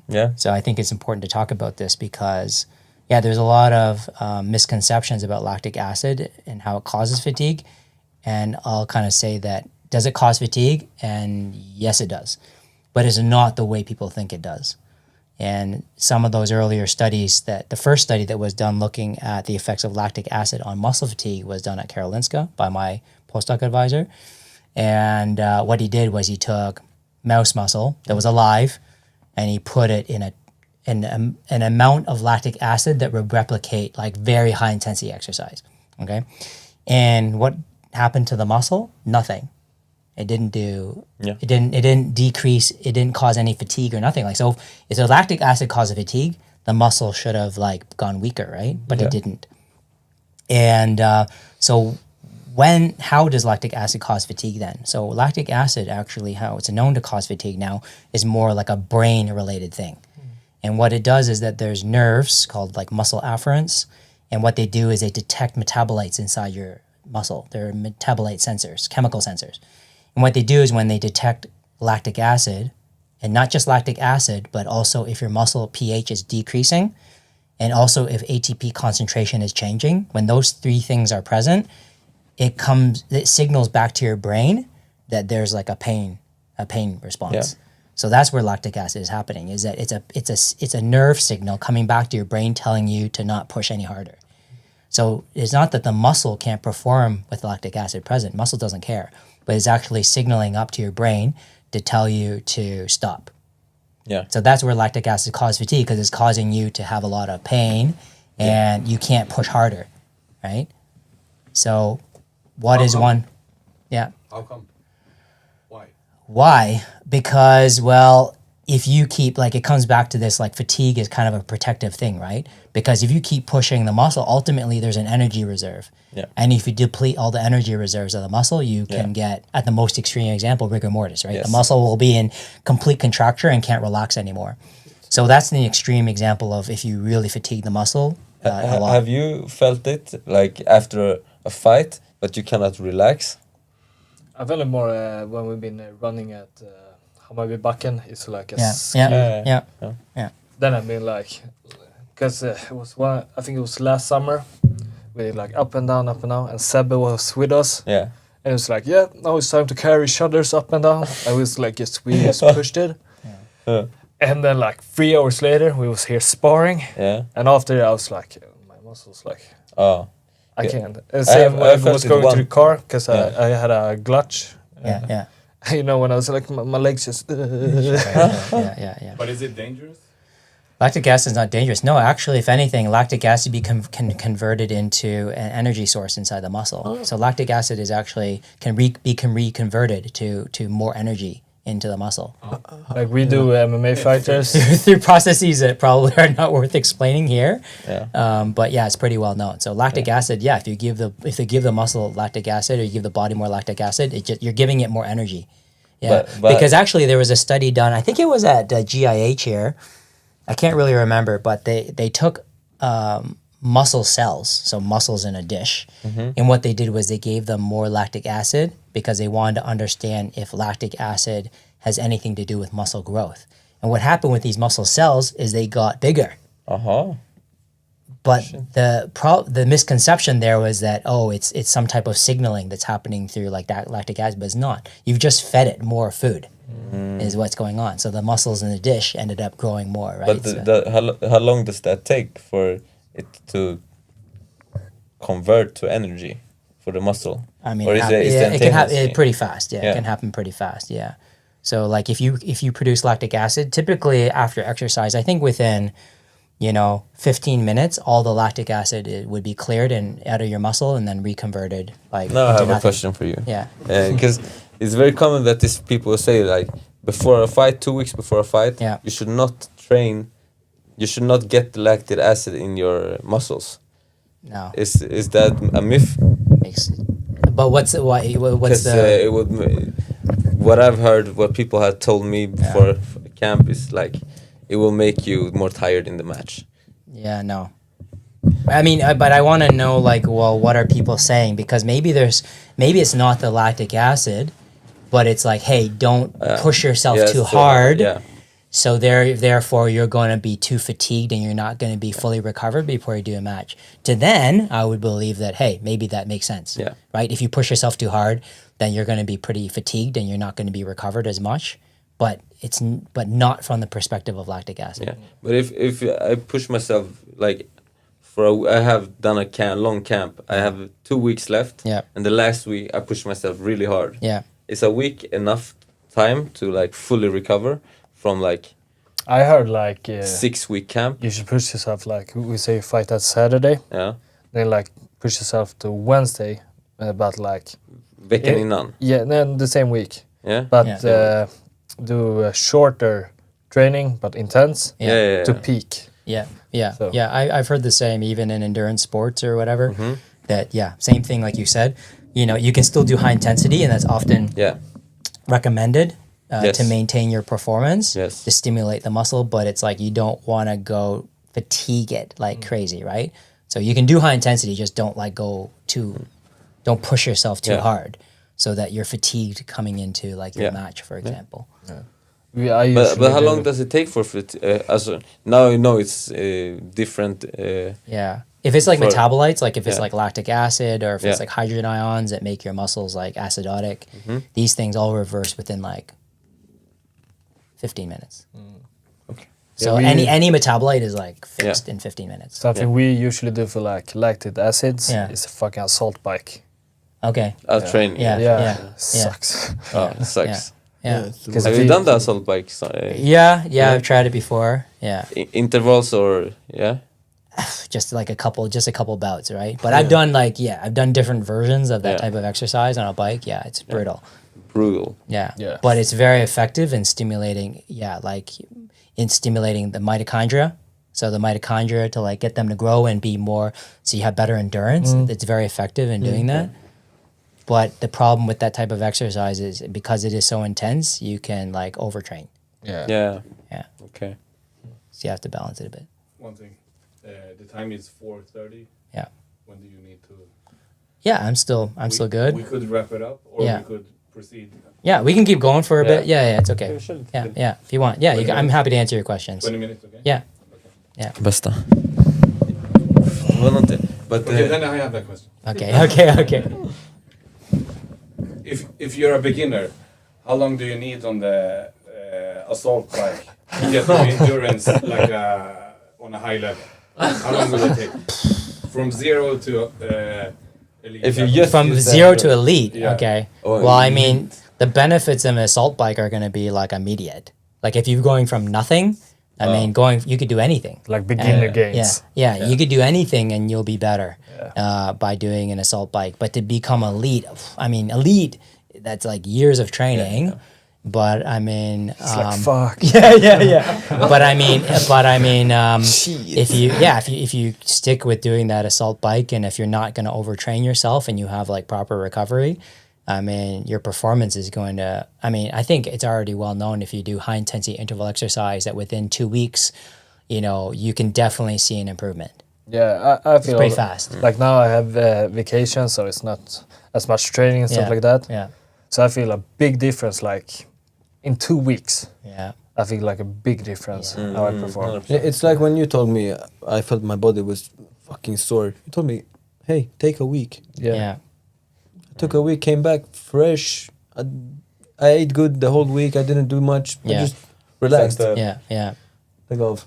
I think assault bike. I think you have to be careful there though, because the benefits of assault bike, like the adaptations are fast, but they disappear fast too. So it's like not Färskvara. So I don't know if that's something you want to be doing like all year. No. But like maybe like at some point in the year you want to be focusing more on like, longer endurance type things. Or things that maybe kind of make you out of breath, but you're able to kind of sustain that level of endurance. Things that improve like heart function, that kind of stuff. And maybe high intensity you want to build in like much later. So as you start getting closer to competition, maybe you start doing a little bit more like in the later phase of training, you start to do maybe more high intensity. Unless though you don't have time. Like if we're talking about like people that aren't elite athletes and people that are like, listen, I don't have time, I have kids at home, whatever it is, like I just want to know how can I improve training, like best bang for the buck, then high intensity interval training or like, repeated sprints on like an assault bike are going to give you the best bang for the buck. You just have to be careful not to overdo it. I have a question for you. How did you train for Vätternrundan? Cycling a lot.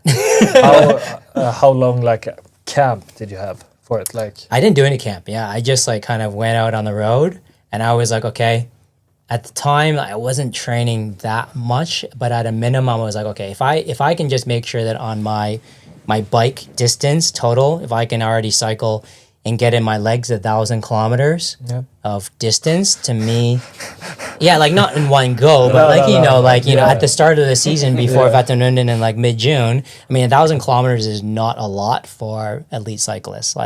Because I mean, people that are really hardcore, like, when I used to do more cycling, like, you can easily do, 100, 150 kilometer ride, maybe even 200 kilometer ride, like people that are just amateurs, like it's not uncommon for them to do that in a weekend, like one day, right?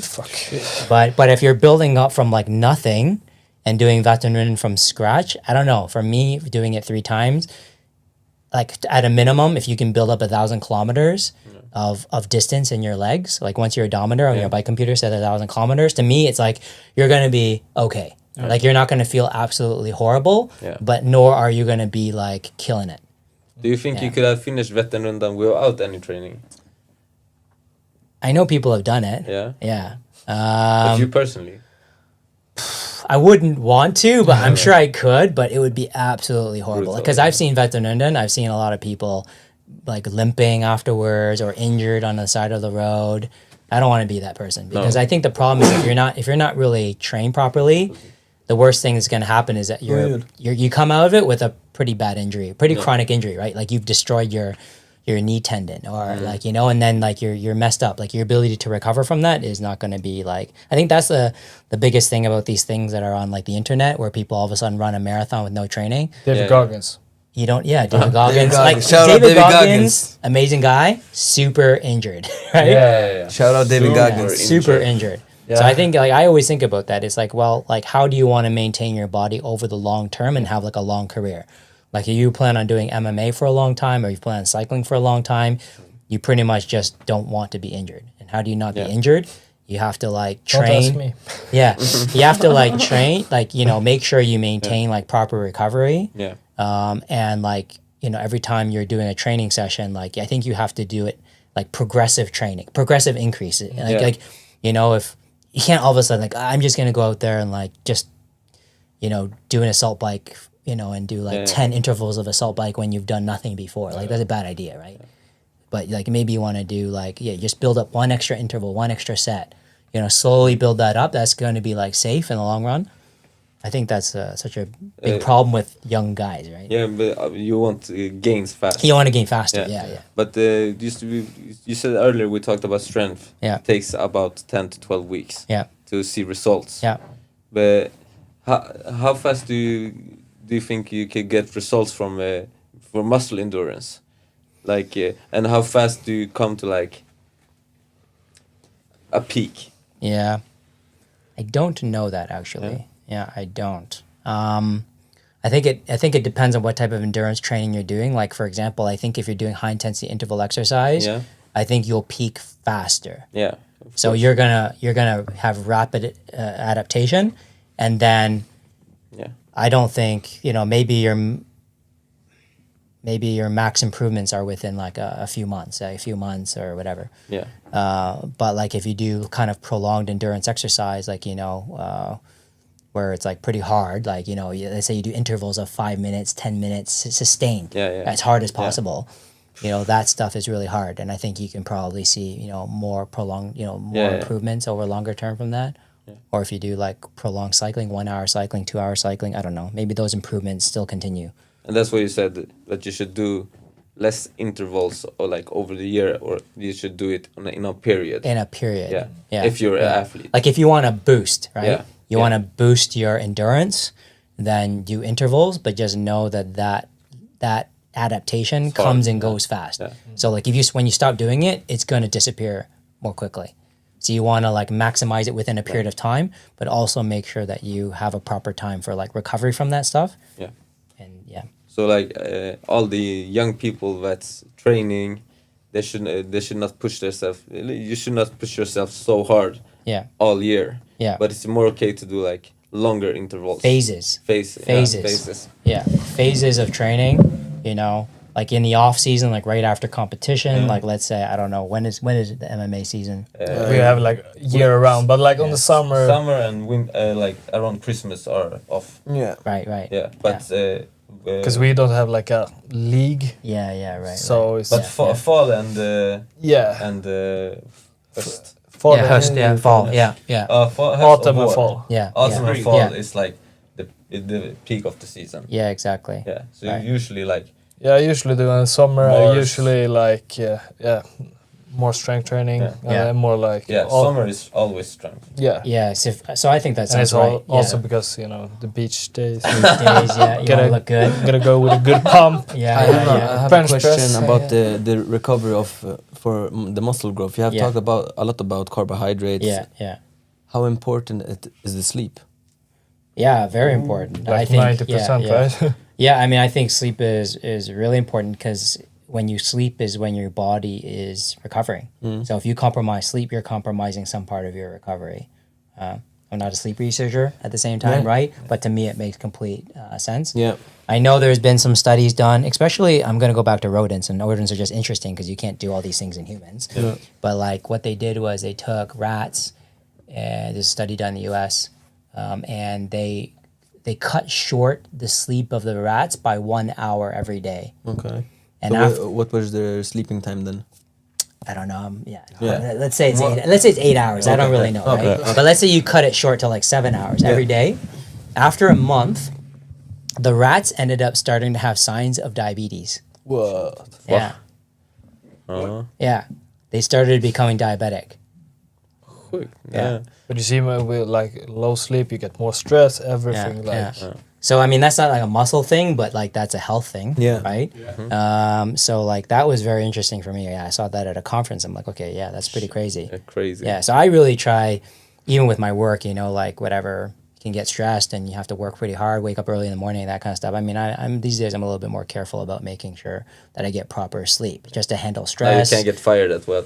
So yeah, I can't get fired, but yeah, like I mean, it's still like I think it's a really important something to focus on, especially for your mental recovery, for your physical recovery. Don't compromise on your sleep for sure, and also when you're going to competition abroad. When you got jet lag, like I know that if you really want to properly prepare for that, you want to be, like not sleep deprived, right? So you want to be there like a week beforehand just to kind of make sure that you are sharp. Yeah, I did a mistake. I think it was 2 years ago. I fought in Thai boxing. Yeah. And I came home at, I think it was Thursday. I was going to fight Saturday. From Thailand. Yeah, from Thailand. Yeah. I'm going to fight Saturday. Yeah. Been training hard, everything. Like after the second round, like I was gone. Like my legs and muscles. Yeah. And I think it was because like I didn't sleep well and like jet lag. Yeah. Because Thailand is 6 hours time difference. Yeah, for sure. Yeah, I think that's a circumstance where sleep deprivation would be pretty common. And I know like in the Olympics, for example, a lot of athletes go far in advance to sleep, get on the proper sleep schedule. Have you heard about this enhanced games? Yeah. Yeah? What do you think about that? Yeah, it's interesting. I mean... Have you seen the swimmer? Yeah, no. Yeah. It's huge. But his lats... But his time, he swam like 50 meters, I think. Yeah. But his time decreased. Yeah. But he looked like a whole different person. But I think also because he has too much muscles. So like that slows down. Yeah, the aerodynamics, right? And I mean, if you grow muscle, like, you're not aerodynamic. Yeah. And also if you grow muscle, that's necessarily great for swimming because, I mean, you need endurance. Yeah. More. Like you don't see big swimmers, right? Even if you do like 50-meter sprint, they're the biggest ones and they're not even that big. Even 100-meter sprinters, they're the biggest and they're not even that big, right? 100-meter sprinters. I've seen like they're big, but they're not powerlifter big. No, like Noah Lyles. Yeah, Noah Lyles. Yeah, he's super fast. He's pretty skinny. Yeah, it's not that big. You just need the fast twitch muscles. But I think it's funny with that because like when Usain Bolt won, the guy who came second, I think Tyson Gay, his name is, he was caught for doping. But not Usain Bolt. So it's like, yeah, enhanced games are interesting. I mean, it's up to the people, of course, to decide whether or not they want to take performance-enhancing drugs. I mean, there are some known side effects of these drugs, and some of them are really bad and could lead you to death or. This is the picture of him. Okay. Yeah. It was really big. Wait. Yeah. Yeah. Big guy. Big guy. Big guy. Yeah. Yeah, but it's going to be fun to see like how fast a human can be. Yeah. But they pump so much money into this. Yeah. No, I mean it's interesting, and certainly scientifically it's interesting. Yeah. But you just worry about the people's health in the end. Yeah, Right? of course. But it's up to them. In Canada, do you have like in the States, but you have activities, after school activities like archery? Was that? In No, school? yeah, that wasn't. No, we do have like after school activities. Yeah, so there's like varsity sports, as it was called, or like after when I was in Like hockey, baseball, track and field. Like a lot of indoor sports are very popular, and because just like here we have snow in winter, right? So then like indoor volleyball. Basketball, that's pretty popular in kids. It's called in the bandy. Bandy? No, we don't have bandy. No, in the bandy. Swedish thing maybe. Yeah. Floorball. Floorball. Yeah, Floorball. we have floorball for kids, Floorball. right? For kids, and we played that, but no, there's no competition. No. But for sure when you're at like high school level or gymnasia, it's like ice hockey. Nice. Okay. Did you try? Did you play? That's ice hockey? your national sport, right? Yeah. Well, actually, our national sport is lacrosse. Used to, Officially, right. yeah. That's a very Canadian sport. Facts straight, man. Get your facts. But our biggest sport is ice hockey. Yeah. But our national sport is lacrosse. Okay. Yeah. You did a research about low intensity training versus high intensity training, right? Yeah. Like zone 2 and... Yeah. Well, so high intensity training versus low intensity training, but that was strength training. Yeah. Strength training. Yeah. So not endurance training. Yeah, for sure. So we wrote a review published at the beginning of this year where we were trying to understand the role of fatigue in stimulating muscle hypertrophy. Okay? Because it's a known fact now, and there's a lot of research on this, that if you do kind of low weight resistance exercise, so you're lifting weight in the gym, but it's not like tiny weights, but it's like, let's say you fail in like 30, 40, 50 reps kind of thing, okay? Like you're still like you can't push the weight anymore after 30, 40, 50 reps. Now you continue to do that for like 12 weeks, and you look at muscle growth. The muscle growth in that type of training is identical than if you lifted 80% of your 1 repetition maximum, so that you fail in like 8 to 10 repetitions. Like that would really be classic bodybuilder stuff, right? So you're pushing every set, you're doing 8 to 10 repetitions to failure. The muscle hypertrophy is the same if you do 8 to 10 repetitions to failure with high weight than if you lift a lower weight doing 30 to 50 repetitions. Shit. So it's many people have been able to prove that this is a fact. During a 12 weeks. During, let's say, 12 weeks, because that's what 12 you need to show muscle growth, right? But is 12 weeks. You get stronger with the other one? You get stronger with both. Oh, same. Yeah. Thing? No. So that's interesting that you mentioned that. So hypertrophy is the same, but the strength adaptation is still better if you do the 8 to 10 repetitions. Definitely, But the question from that is it because there's also neural adaptations, right? So when you're pushing that really heavy weight, maybe there's better improvements in terms of like how you optimize your neural system in your brain and pushing heavy weight. So the strength gains are still better with lifting heavy. But if you're looking at just like aesthetics or like muscle growth, it's identical between the two. So we wanted to understand, well, what is it about this, low weight exercise? Because what's key to the low weight exercise is you have to push yourself to like exhaustion, to like complete fatigue, right? So if you push yourself to fatigue, what is it about fatigue that's important? So we tried to look at all those different factors that could be important, like lactic acid is one. But when you actually look into literature, lactic acid, doesn't affect muscle growth. Right? And is it, any metabolite? There's no evidence that any metabolite produced by fatigue, like hydrogen ions, inorganic phosphate, any of that kind of stuff, has any effect on stimulating muscle growth.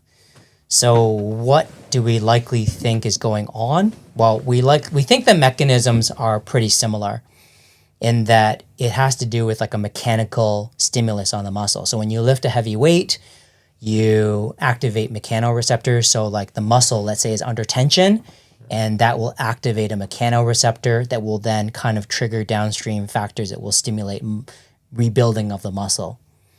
Now, why does that make sense for low weight exercise? Well, it doesn't initially, right? Because it's like low weight exercise. How can you have the same mechanical stimulus on the muscle because there's less weight? But the thing is that as you keep doing that exercise, the idea is that as you fatigue some of your muscle fibers, some of them are going to fatigue. You need to recruit more muscle fibers. Yeah. So as you recruit more of those muscle fibers, you recruit fewer muscle fibers, but they're activated a lot. So there's a lot of like then mechanostimulus that's being activated on those fewer fibers that are being activated. And then you continue to recruit more and more fibers until you completely recruit the whole entire muscle. So then the activation of the muscle is then maximal by the end of a low weight exercise, similar to what you get with a high repetition exercise. So that's kind of believed to be then a similar mechanism. So that's kind of what we wrote. But we don't really know. What happens if you mix them? If you mix them? Yeah. I mean, you do the strength and high level. Yeah. And when you come to your max, then you start to get down with the... Decrease the weights? Yeah, decrease the weights until you get to 15 sets. Well, I guess it's going to be a blend between the two. You're still going to have like hypertrophy. If you do a drop set, you're getting both. Like you're still going to get hypertrophy in the end if you do a drop set, and the mechanism is going to be the same. So you don't get double muscle. Yeah, but I think there might be other benefits. He wants to cheat training and diet. Steroids. It's the easiest way to cheat. That's like, I've told you what you need to. I can call my guy. He comes today. But I think there could be other things like this is like we're just talking about muscle hypertrophy, right? So in terms of muscle hypertrophy, if you do like lower weight exercise to failure, you'll get the same hypertrophy. But of course, if you do more reps, you're training endurance of your muscle too, right? Yeah. So like you're also improving endurance. So and whereas you're not going to be doing that if you do 8 to 10 reps. So you actually kind of get a benefit of hypertrophy while also improving endurance. But if you do 8 to 10 reps per set, and you do the higher load, and if strength is what you want to improve, then you want to do that. Yeah. But I think it's pretty cool though for especially people that want to undergo muscle hypertrophy, that maybe less function, more just muscle growth. They want to look good. Then you don't need to go in the gym and lift necessarily heavy weights. You can do lower weight exercise, not have a risk of injury, and still get the same benefits of having muscle hypertrophy by lifting lower weights. And especially even older people, like that don't want to lift the heavy weights, is fine. Or if you had an injury, you lift the lower weight and just go to exhaustion, and you're still gonna get muscle hypertrophy. That's been for me. I've had 3 surgeries on my knees. Yeah. And always the rehab says like leg extension, like 5 kilos. Yeah. Yeah. But just go to failure. Yeah. If you go to failure, all of my therapists have been like, you're going to grow your muscles still. Yeah. So don't lift too heavy. Yeah. So I would say, definitely do that. How now maybe this isn't a question like that you have studied about, done research about, but how exhausted do you want to get in your muscles for like to optimize the training in the week? Like if I do the legs, how tired do I want to get if I have 2 more leg days? If you have 2 more leg days, is it like too tired? What you mean to like big? Yeah. Well, I think if you're doing like 3 leg days in a week. Shit. I mean, no normal person can do that, right? Then you're going to be like an elite athlete. And when you're an only elite girls. But when you're an elite athlete, and if you can do 3 leg days without feeling like you're injured or you're sore before the next leg day, I mean, you're like pretty high level, right? You're going to be like elite level, so forth. In actual fact, you need to push yourself at that level to improve performance. Right? You have to push yourself that hard. Let's say, not that I know who does 3 leg days per se. But when you're at the elite level, you really need to push yourself to kind of improve your legs at that point. But if you're like, a beginner, if you do one leg day, you know, you're gonna need a week to recover, right? So I did legs with my girlfriend like last week, like hardcore, and I haven't done that for like 2 months. Yeah. Like my soreness is over now. Yeah. I was driving car like 6-7 hours a day. Yeah. Like my leg was so fucked. Yeah. I couldn't move. The important part, did you hip thrust? Yes, sir. I was training with my girl. So. Did she take heavier weights than you? No, it was the same, but I think she could have kept it. She could have kept. But deadlifts. Mr Deadlift. Yeah. Vad hade du något mer eller? No question about your training. We have told you about your diet. So pros and cons with heavy lifting or lifting till you're finished. Yeah, pros and cons. If you lift heavy, you're going to get stronger. Yeah. If you lift lower weights, you're going to grow your muscles just as well as, you know, lifting heavier weights. And then you are less likely to get injured. So I think those are the pros and cons. From the training? From the training, yeah. The stronger you are, the more likely you are not to get injured in life, right? No? Yeah, it depends on... I say depends a lot, but it's like, like, I mean, what sport are we talking about, right? No, not in sport, like, just in life. In life, living. If you're stronger, I guess, what depends on, like, what's causing that injury, really. I mean, but yeah, I mean, usually injury comes from, like, mechanical stress, like, you know, overload. Mm-hmm. So if you're stronger, to me, it would make sense then that you're going to be less injured if you're stronger. Yeah. Regarding health, what do you think about the more muscle you have on your body, the longer life you live? Yeah, 100%. Yeah, known fact. So 2 things that dictate, you know, this is very much Peter Attia stuff too, right? I don't know if you know that. He's a podcaster in the U.S. But 2 things that are known to be associated with living longer or having a better quality of life. Yeah. Not that you're going to become 100 years of age, but you're going to have, like, you know, you're going to be able to, the quality of your life is going to be better, is, being stronger and having a high VO2, right? Yeah. Having a high VO2 max. Yeah. So the stronger your heart is, the longer that you're going to be able to have an improved quality of life. And if you're stronger too, Think about this. If you're like an old person and you're taking groceries back from Hem Shop or something like that, and if you're not strong enough to hold the groceries to walk home, you've now reached a critical limit of which, like, you literally can't live on your own. Yeah. And if you can't walk up the stairs, you can't lift your body. You can't, you know, like, and let's say you don't have an elevator in your leg and head, right?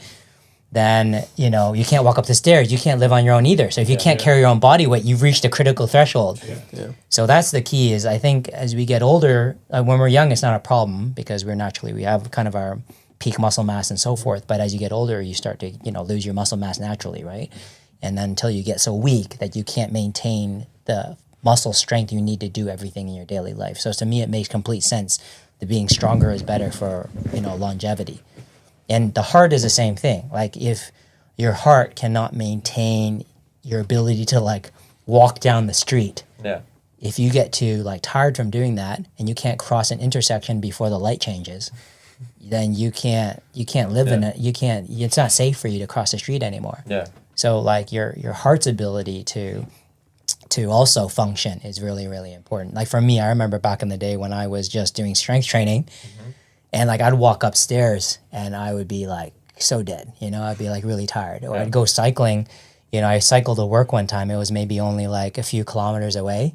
And this first time I cycled to work, and I needed to, like, an hour to, like, recover afterwards because my endurance was so bad, right? It was so sad. And then that's when I kind of realized I need to have, like, a balance, right? Strength is good, but, like, you really need to have, like, cardiovascular capacity too, you know, for health. But it seems like it getting more popular now these days, like with high rocks training, CrossFit. Before it was like more bodybuilding, but it seems like more like hybrid athletes coming. Yeah, for sure. With CrossFit, high rocks, you're getting all the. I think that's really cool. You know, that people are having this, like, strength endurance and, like, function. Yeah. Like, you know, I think that's really cool. But don't get me wrong, I think Arnold Schwarzenegger still has like the best physique ever. Big boy Arnold. That's the problem we have in the society now with the elderly. Yeah. It's really bad. I mean, I talked to a radiologist, a doctor in the MRIs. Yeah. They showed me a picture. The bone was like this. Yeah. And the muscle around was just a layer. Yeah. Then the rest was like just fat. Yeah. Yeah. Yeah. Yeah. He said 70% of all the elderly today are like that. Yeah. So Yeah. we have a huge problem. Yeah, for sure. How do you prevent People just getting fatter? Yeah, I mean, I've done some experiments like that on myself actually, because when I transitioned from strength training to like endurance, I was at the university we could go into something called a DEXA. So it's like dual energy X-ray absorb geometry. It's a very low level X-ray that kind of goes on your body. And you can see, like, you can separate out, like, the bones. You can look at how dense the bones are. You can look at, like, fat mass, muscle mass. Yeah. And then you can, like, do a calculation. And it's, like, one of the most accurate ways to do, like, body fat percentage, for example, right? But you can also look at how much muscle do you have. You can also look at your bone density. And when I did strength training, like, and I did the DEXA, like, my bone density was, like, awesome, right? But then as I started progressing to cycling, my bone density went down. Yeah, especially in my arms. I wasn't doing, like lifting anymore in my arms. Yeah. And so like my bone density was going like right down. So you need to like people that want to like, especially as you get older, definitely lifting the weight. So I guess that's another reason that you want to lift weight. Yeah. I don't know how heavy a weight you need to maintain bone density, but the higher the weight, the better for bone density. I've been telling Martin, our other guy, this, but he's like, no, if you look at the Russian wrestler, they doesn't lift weights. Yeah. But I have seen for the elderly, they have like a certain type of gym that it's like you do static movements. Yeah. So like you hold a bar, or 2 bars like this, and you try to like stand up. You do like max effort for like, I don't know if it's 5 seconds, 10 seconds. Yeah. And that that's a big weight, to help bone density. Yeah, for sure. I think the other thing that's also really cool, and I just mentioned this briefly, is there was a study done by my colleague where they looked at, like, as you get older, you lose muscle. Yeah. You lose muscle fibers. Yeah. The reason why you lose muscle fibers is that the nerves that are controlling your muscles from your brain, you lose the nerves. Okay? So if you don't do exercise, your nerves just start to die off. And this happens as you age anyways, and then over kind of your lifespan, these nerves will actually, they can recover your muscles to some extent. Like if your nerve endings die, it'll like go back and like attach onto muscle fibers that have like had the nerve pull off, right, from death. And so that can happen for a period of time. But then after all, if you don't exercise at all, this process continues, and eventually like it's called your motor neurons. And the motor neurons innervate your muscle fibers. And so you have like, this reduces in your life. And they did a really cool study where they looked at lifelong marathon runners, and what they showed was that in their legs, the nerves never disintegrated in old age. The nerves innervating the muscle fibers. So if you preserve your nerves, you preserve your muscle. Yeah. And what happened was in their legs, they looked just like a young person. Even if they stopped exercising. Yeah, the number of motor units, as it's called, the nerve connecting the muscle, were identical to a young person. But then they're like, well, but who is able to run a marathon into their old age? Like, what if they're just genetically gifted? So then they actually looked in their arms, and they looked at, well, what are the number of like motor units in the arms? And they were down, just like an old person. Yeah. So what does that tell you? It tells you the exercise is important in prolonging it, but like it's exercise specific. So like since the marathon runners are only training their lower body, that was protected. Yeah. But since they weren't training their upper body, it still aged as an old person. Were the nerves damaged? No, like the upper ones, the in the legs. Ones. No, they were good. They were good. Not damaged. Like you don't see damage, but you just see the fact that the nerves are not activated. Okay. There's not as many nerves that are being activated when you're doing a contraction. So I think that's a really cool thing too, is that lifelong exercise is really important, but you got to do like whole body exercise to preserve your muscle. Do you also have to do like different intensity of exercise? There's only been ever, like, as far as I know, that one study that's been done. And as far as I know, like no one's really done the study looking at lifelong strength trained people. So, is this nerve damage due to aging? Hormonal stuff? Aging. We don't know what's happening with the aging to cause the nerves to die off that are activating the muscles. We don't know. So it doesn't matter if you are on testosterone.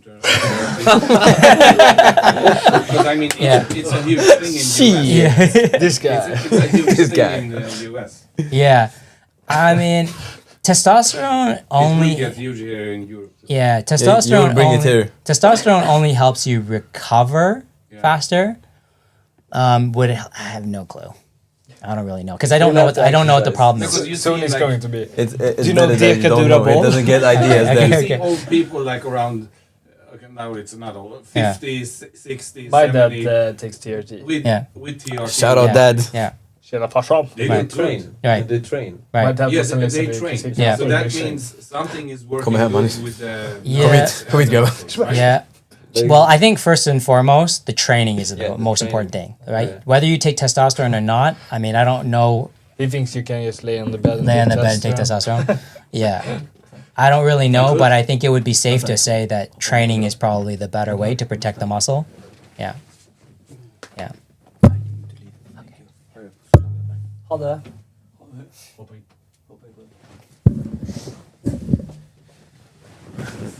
I mean, those people who are around 60, 70, Yeah. they shouldn't look like that Yeah. if they don't take Yeah. testosterone therapy. Yeah. Yeah. So that means it helps them with the hormonal level. And But they only look like that if they're doing training, right? Yeah. If you take testosterone but you don't train at all, it helps too.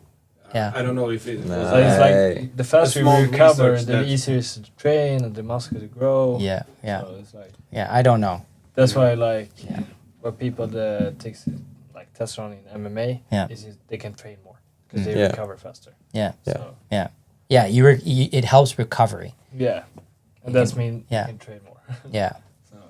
Yeah, if you take steroids, very well known. Taking steroids doesn't do anything, but it until you train and it helps you recover faster, so you can train more. You still have to do the work. You still have to do the work. Yeah. Don't get sad. Don't get sad. Yeah. You told Next us question. Do you have a before supplier? before the podcast that you're on a lot of boards in your university, Yeah. and you're on the ethics board. Yeah. Do you often have to reject people for ethical reasons? Yeah, I'm on like the animal ethics board, but like for the human ethics board, yeah, for sure. I mean, there's considerations for the ethical treatment of humans and animals. Like I do human experiments in my lab too. Yeah. I do both. But That yeah, sounds like so crazy, like human. yeah, like they're worried about like, okay, are you are you like mentally stressing someone too much, right? Yeah. Like, with your exercise, physically, are you going to be injuring someone? I think it's all about like liability, Yeah. right? Yeah. So certainly the university doesn't want to be like sued for like injuring someone, not that you'd want to do that anyways, No, right? of course. But you need to design an experiment that people can do and people are not going to be injured from it. Have you seen any crazy suggestions about like experiments? I can't really think of anything crazy off the top of my head. Yeah, I mean. But do you know of anyone that has like wanted to do some like Crazy experiment. Yeah, usually the craziest experiments in exercise physiology world. Yeah. Most people know that the craziest experiments that are done in this area are in Scandinavia. Uh-huh. Yeah, because like Big up. there's just like, I don't know. Yeah, there's just believed to be like, I don't know, maybe people just, I don't know what it is, to be honest, but like there's been so many like scientific findings that have come out of Scandinavia from doing like fairly invasive experiments, but at the same time, like people, they've been able to do it safely. Like biopsies, right? Muscle biopsies originated from Stockholm, right? The Bergstrom needle is named after Jan Bergstrom and Eric Hultman, and they were at the Karolinska Hospital, right? Right when it was by Stadshuset, back in the day. Like that's when they first did muscle biopsies. And when they first did muscle biopsies was to look at muscle glycogen, which is the carbohydrate store. you know. So the very first study that was done was to look at fatigue and glycogen, and so biopsies originated here for sure, and then also very invasive tests of like having catheters in like your veins or artery systems, and doing muscle biopsies, like all those crazy types of experiments have been done either like in Copenhagen, at the University of Copenhagen, or they've been done here in Sweden. And because in North America, no top level elite athlete would want to have a muscle biopsy done, but here in Scandinavia, like if like an athlete believes that they can benefit from the science and they can, find a way to be faster, they would be willing to undergo that type of experiment, knowing that they can get an edge. But like, any professional athlete, elite athlete in North America would never allow you to take a biopsy. Yeah. And not until they're retired. Is it maybe because it's not as much money in Sweden in sports? I don't know. Maybe people just believe in the science more. I'm not really sure. And like maybe when you take a muscle biopsy, I mean, you're taking a piece of muscle that's never coming back, right? So like I can understand it from that perspective that, okay, like you're going to be losing that muscle and that's going to affect your performance. But that bit of muscle is so little that it's not going to really do anything. Like if you can benefit from the science, right? Yeah. So, Is it also that in Canada, is it like in USA that you can sue anybody? Like maybe not as bad as in US, but I don't really know the legal system so much. Like, sometimes like Canada works very much similar to Sweden in some ways and similar to the US in some ways. It's kind of like in terms of culture, it's kind of in between. Yeah. But is it maybe that because of that they don't want to be as liable as they feel they can be in Sweden? Yeah, maybe. Experiments? I don't know in the law so well, so I can't say. Yeah. What's the next step for you? What's in your pipeline? What's in my pipeline? Femårsplanen nu. Yeah. You always ask question in like the 5 years plan. Well, if I tell you, I have to kill you. No, but I mean, we're doing experiments, with carbohydrate. So different types of carbohydrate and how different types of carbohydrate can affect performance. Because so there's a lot kind of in that area, like fatigue and recovery. So like a big area that we're looking at there. Hot water immersion is something that we're definitely looking at in trying to see like how does hot water immersion. We're going to Finland then, like sauna. Yeah. We're gonna have a little sauna in our lab. So hot water immersion studies, and we're gonna have some really cool data coming out from that. Ozempic. Huh? Ozempic. So we're gonna be looking at people that are taking Ozempic, and trying to understand, do people, in addition to losing fat, do they lose muscle? And there is some evidence out there to indicate that, if you take Ozempic, you're going to lose some muscle. So we want to study that. So it's like, do you lose muscle, but do you also lose strength? Do you lose power? Do you also get more fatigable? So that's something that we're going to be looking at next year. And we have some research being done around arthritis, so rheumatism. How does it affect muscle? Because people that have rheumatoid arthritis, they have weaker muscles, even if they take their drugs. So the question is like, what why is it happening, and how can we make them better? So maybe some projects that are around that, and then a kind of longer term, we still want to study what causes fatigue under different types of circumstances. So like not only studying fatigue, but I have very much an interest in how can we not get fatigued, right? And I think that's really, really cool. And then also aging. So why do we get more fatigued as we get older? Have you seen the guy, I don't know, he's billionaire, millionaire, the guy who tries to live forever? Oh, okay. No. Have you seen? Oh yeah. Sorry. I've heard about this. In YouTube, right? Yeah. I've seen He's this so guy. Crazy. He takes blood work every day. Yeah.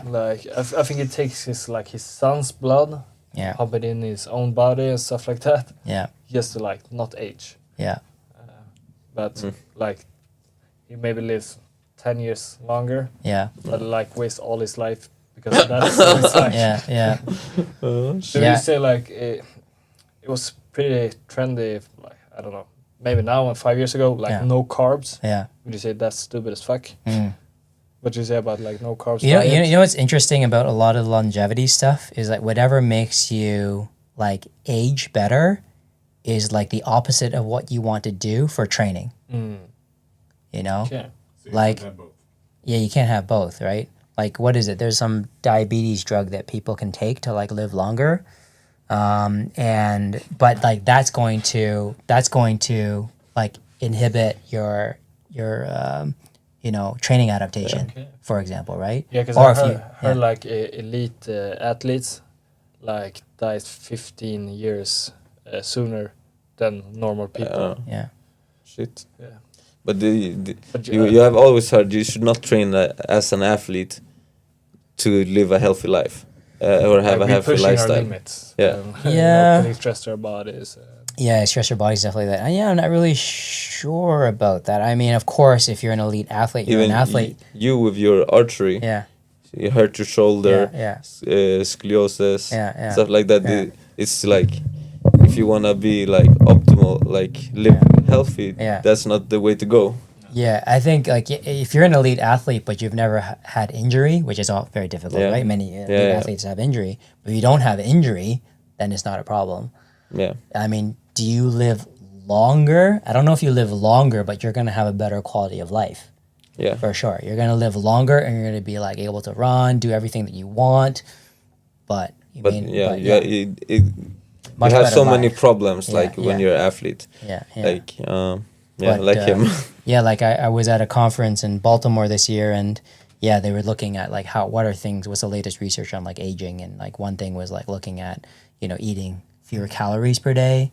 Like how does that it's proven in like worms and mice and fish, like you feed them less calories, they live longer. But can you prove that in humans? Like it's very difficult. Like if you consume fewer calories as a human, like you're just going to be like, what's it you say the guy said in Survivor? You have like no energy. No energy. You're not going to have any energy. You can't do anything in your everyday life, and we really don't know the long term effects of having like really a caloric deficit. I don't know who wants to live their life that way. No. To be honest, it's nice to live long but have no energy. Just be sitting at home. Can't eat any food. 120 years of no energy. But sitting with all the knowledge you are doing, and all the research, what would you have as a blueprint for longevity for a normal person? How would you live? How would you recommend people to live? Yeah, I mean, for sure, lifelong exercise, improving both cardiovascular performance and strength training, I think are really keys to having a better quality of life as you get into old age. Like that's a known fact. Having, of course, good nutrition, making sure, you're eating your vegetables. I don't belong to any vegetable company, but like I think like if vegetables are like one area where people really don't eat enough, fruits and vegetables, like that's where all your vitamins and minerals and like phytochemicals, like all these beneficial things for your body, where they come from. Protein intake I don't think is a problem for most people, but as you get older, like you need to people don't eat enough protein. So like I told you, as you get older, like old people, like your teeth, shafar, you can't chew your meat properly, and research has shown that when you get older, it's good to eat shafar, like eat ground meat, because you can't chew your meat properly, and then you can digest it better, and you have better like protein metabolism, protein synthesis during training. So like protect your teeth so you can make sure you can chew your food as you get into like old age.